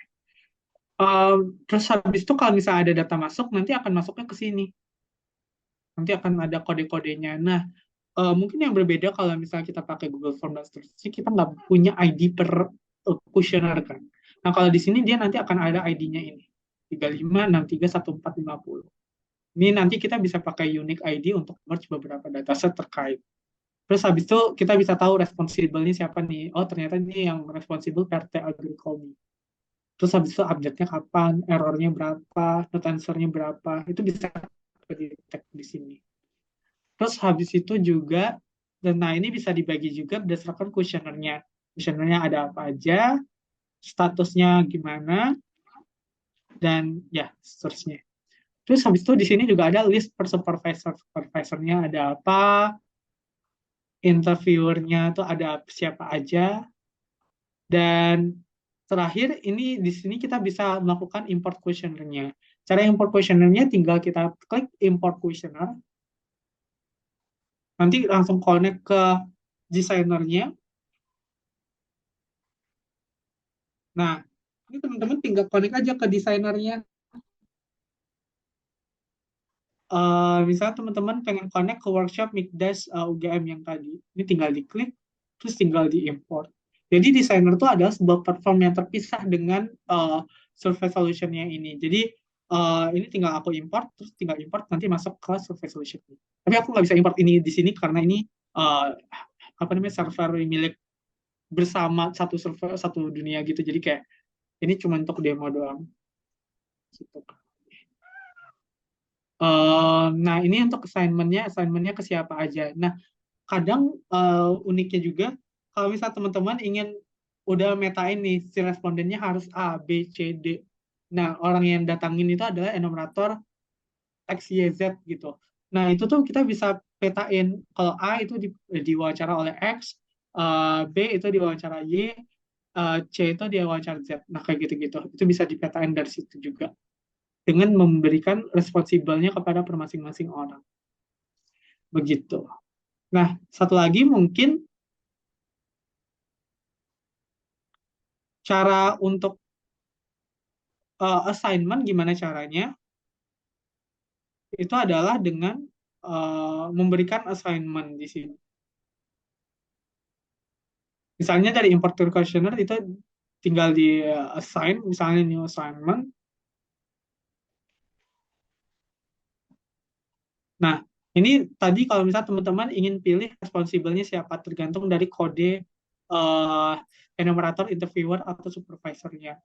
Nah, kalau misalnya teman-teman ingin menggunakan kuesioner yang satu aja untuk satu responden, itu bisa klik satu, tapi kalau minus satu itu untuk unlimited. Nah, biasanya minus satu itu untuk Cawi. Nah, kalau misalnya mau buat Cawi Activate dengan mensubmit emailnya, jadi teman-teman pengen tahu emailnya juga, itu bisa Cawi Activate terus klik email, tapi kalau enggak tinggal dikosongin aja, terus tinggal audio recording sama klik. Kayak gitu. Nah, sama fitur yang lainnya juga, teman-teman bisa nge-set web interview setup-nya. Jadi misalnya teman-teman, ya nanti kan setup awal untuk ketika buka linknya itu kan akan kayak gini. Dan nanti teman-teman tinggal ganti settingnya, judulnya misalnya pengen survei bla bla bla bla bla. Nah, itu tinggal diganti di sini. Terus habis itu juga di sini ada resume page-nya, ada complete-nya. Itu tergantung preferensi dari teman-teman untuk nge-setting view-nya seperti apa. Begitu.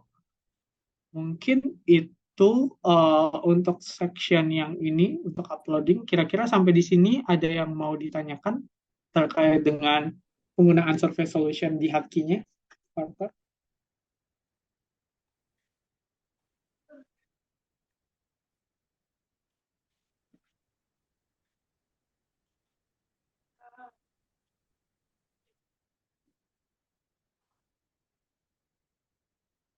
Oke, ini ada pertanyaan dari Mbak Asmarawati. Cawi ini responden isi sendiri tanpa enumerator ya? Ya, kalau misalnya Cawi itu berarti dia sistemnya kayak survei online biasa. Jadi dia ngisinya sendiri. Sistemnya ada dua opsi ya, dengan server atau cloud. Betul. Jadi ada yang server sama ada cloud, itu tergantung dari teman-teman pilih yang mana. Dan itu keduanya gratis juga sih, cuman yang balik lagi itu harus kebuka 24 jam untuk komputernya. Dan akses internetnya harus 24 jam juga. Kalau sistem server bayar Kak, aksesnya di mana? Kalau cloud di mana? aksesnya nanti teman-teman itu bisa buka di webnya Survey Solution, terus habis itu nanti ada download aplikasinya gitu, terus habis itu nanti bisa di sana kayak gitu. Apakah demo sudah bisa kita spread atau pakai untuk mengumpulkan data? Apakah bisa collect hasil datanya sebelum expire 30 hari?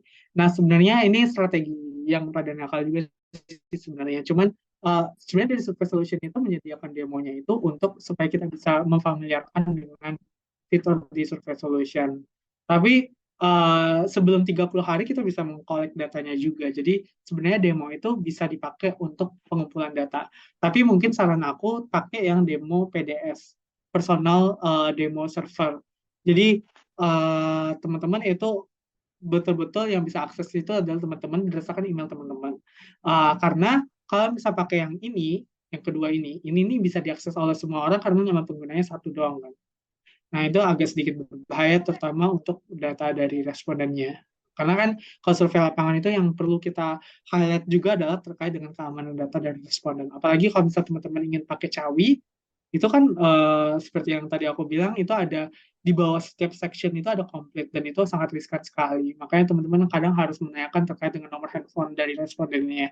Nah, kalau misalnya menanyakan nomor handphone, otomatis ya itu data pribadi dari responden tersebut. Dan itu cukup berbahaya juga kan kalau untuk kesebar. Jadi pastikan teman-teman itu kalau misalnya ingin pakai demo dan surveinya itu kurang dari 30 hari, itu bisa pakai link ini dan request untuk akses dari personal demo servernya. Kayak gitu. Kira-kira dari teman-teman apakah ya ada yang ingin bertanya lagi?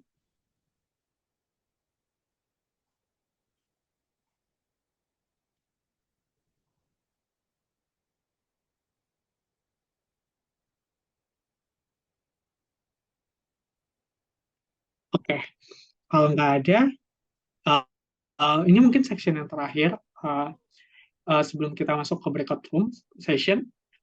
Oke, ini ada pertanyaan lagi. Kalau untuk cawi yang tidak perlu online, sorry, tidak perlu online terus pakai cloud itu berarti hanya bisa pakai sistem demo ya. Sebenarnya cawi itu bisa pakai cloud dan juga bisa pakai computer base. Nah, kalau misalnya pakai demo, itu berarti cawinya harus 30 hari. Itu aja sih Mbak bedanya. Jadi demo itu punya survey solution. Tapi kalau misalnya cloud itu cloud-nya itu cloud pribadi kita maksudnya. Nah, kalau misalnya komputer pribadi kita kayak gitu. Jadi dia connect-nya tuh ke server pribadi aja. Tapi kalau misalnya kita pengen connect ke servernya survey solution ya itu harus ya satu-satunya jalan pakai demo, cuman kalau demo itu ya cuma 30 hari tadi kayak gitu. Sorry, aku agak bingung sama yang solusi untuk tidak online terus untuk Cawi. Karena Cawi itu otomatis online kan, karena kita ngasih um, apa namanya kuesionernya tuh secara online gitu. Jadi nanti kita akan ngisi link gitu. Jadi itu definisi dari Cawi. Jadi kalau misalnya nggak online ya nggak bisa kita sebar kuesionernya juga, Kak. Ini arah pertanyaannya gimana ya, Mbak Asmarawati?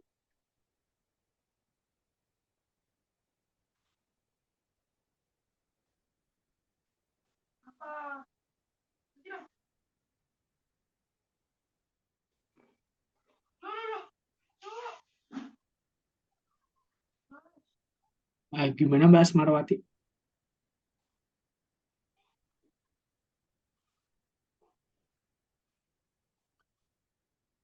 Oh, oke. Jadi ini ada pertanyaan dari Mbak Asmarawati, seumpama kita share kuesioner tapi kita si penyebar tidak perlu online 24 jam. Oh, kalau misal tidak perlu online 24 jam, pakai PDS aja Mbak. PDS itu berarti pakai servernya dari si Survey Solution. Tapi kekurangannya itu kurang. Tapi dia bisa, apa namanya, kita nggak perlu online terus 24 jam. Laptopnya nggak harus.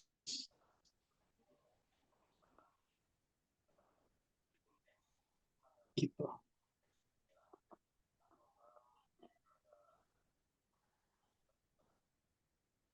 Kira-kira begitu. Mungkin lanjut ke tips penyusunan terkait dengan kuesioner.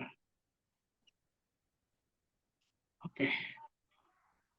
Nah, mungkin ini saran juga, karena penyusunan kuesioner itu penting banget. Kenapa? Karena itu akan mempengaruhi gimana data kita peroleh dan proses dari survei itu dilakukan. Jadi, pertama, kadang dalam penyusunan kuesioner kertas ataupun aplikasi itu perlu ada penyesuaian. Jadi misalnya settingan di kuesioner paper itu bentuknya ke kanan gitu, sedangkan kalau misalnya kuesioner digital kan bentuk ke bawah. Nah, hal-hal itu harus dikondisikan. Kadang ada yang cuma satu pertanyaan di paper base, tapi ternyata justru perlu banyak pertanyaan ketika kita translate ke digital. Jadi makanya perlu dipahami juga gimana desain dari surveinya, dan juga platform apa yang digunakan. Jadi bagaimana teman-teman itu melakukan pengambilan data dan seterusnya, itu perlu dipertimbangkan juga. Yang pastinya yang perlu teman-teman perhatikan itu adalah gimana supaya kuesioner digital ini mudah digunakan oleh si usernya. Karena ketika mudah digunakan, otomatis data yang kita peroleh akan cenderung untuk lebih baik yang diperoleh dibandingkan dengan yang banyak biasa. Yang kedua, error atau kesalahan dalam melakukan penyusunan kuesioner itu biasa. Maksudnya, jangan sampai teman-teman ke pressure, oh compile-nya tuh sampai 100-an, kayak gitu-gitu errornya. Itu hal yang biasa, itu hal yang wajar, dan karena itu hal yang wajar, teman-teman itu harus pastikan ketika merumuskan kuesioner online, terutama udah masuk ke yang kayak Survey Solution atau Survey Pro, Chess Pro, dan seterusnya, itu pastiin kalau misalnya ada mekanisme pengecekan, pretest, dan seterusnya.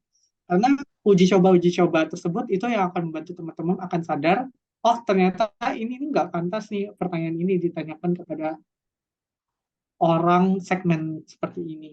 Atau diksinya nih perlu diganti. Atau ini urutan pertanyaannya harusnya di atas bukan di bawah. Nah, hal-hal tersebut itu penting. Kenapa? Karena itu akan mempengaruhi gimana si responden akan menjawab pertanyaannya.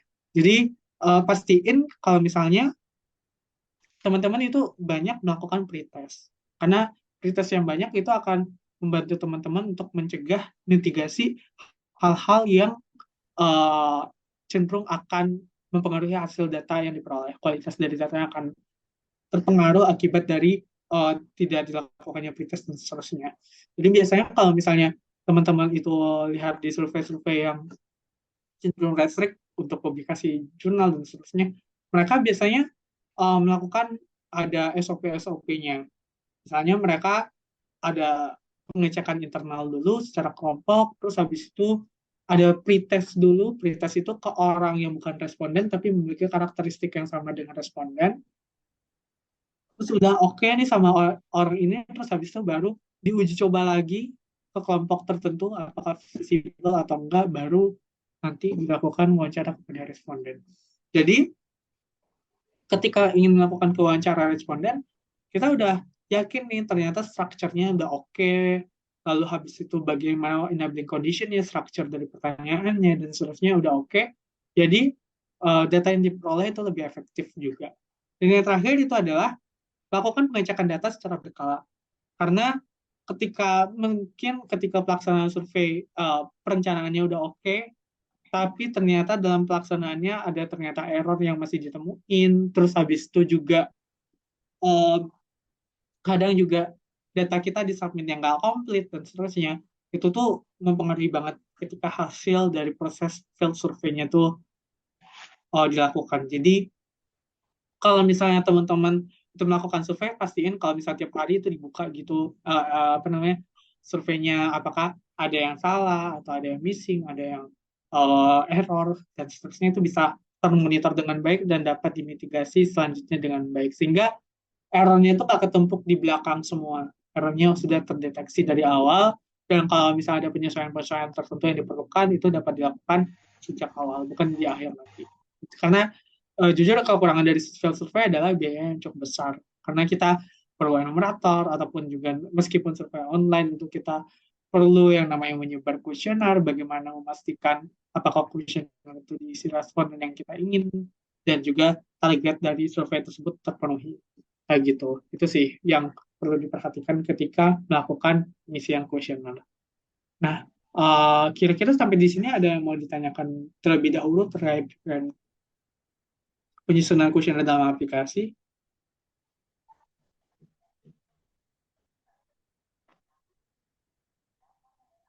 Atau atau pertanyaan terkait secara keseluruhan dari workshop tadi?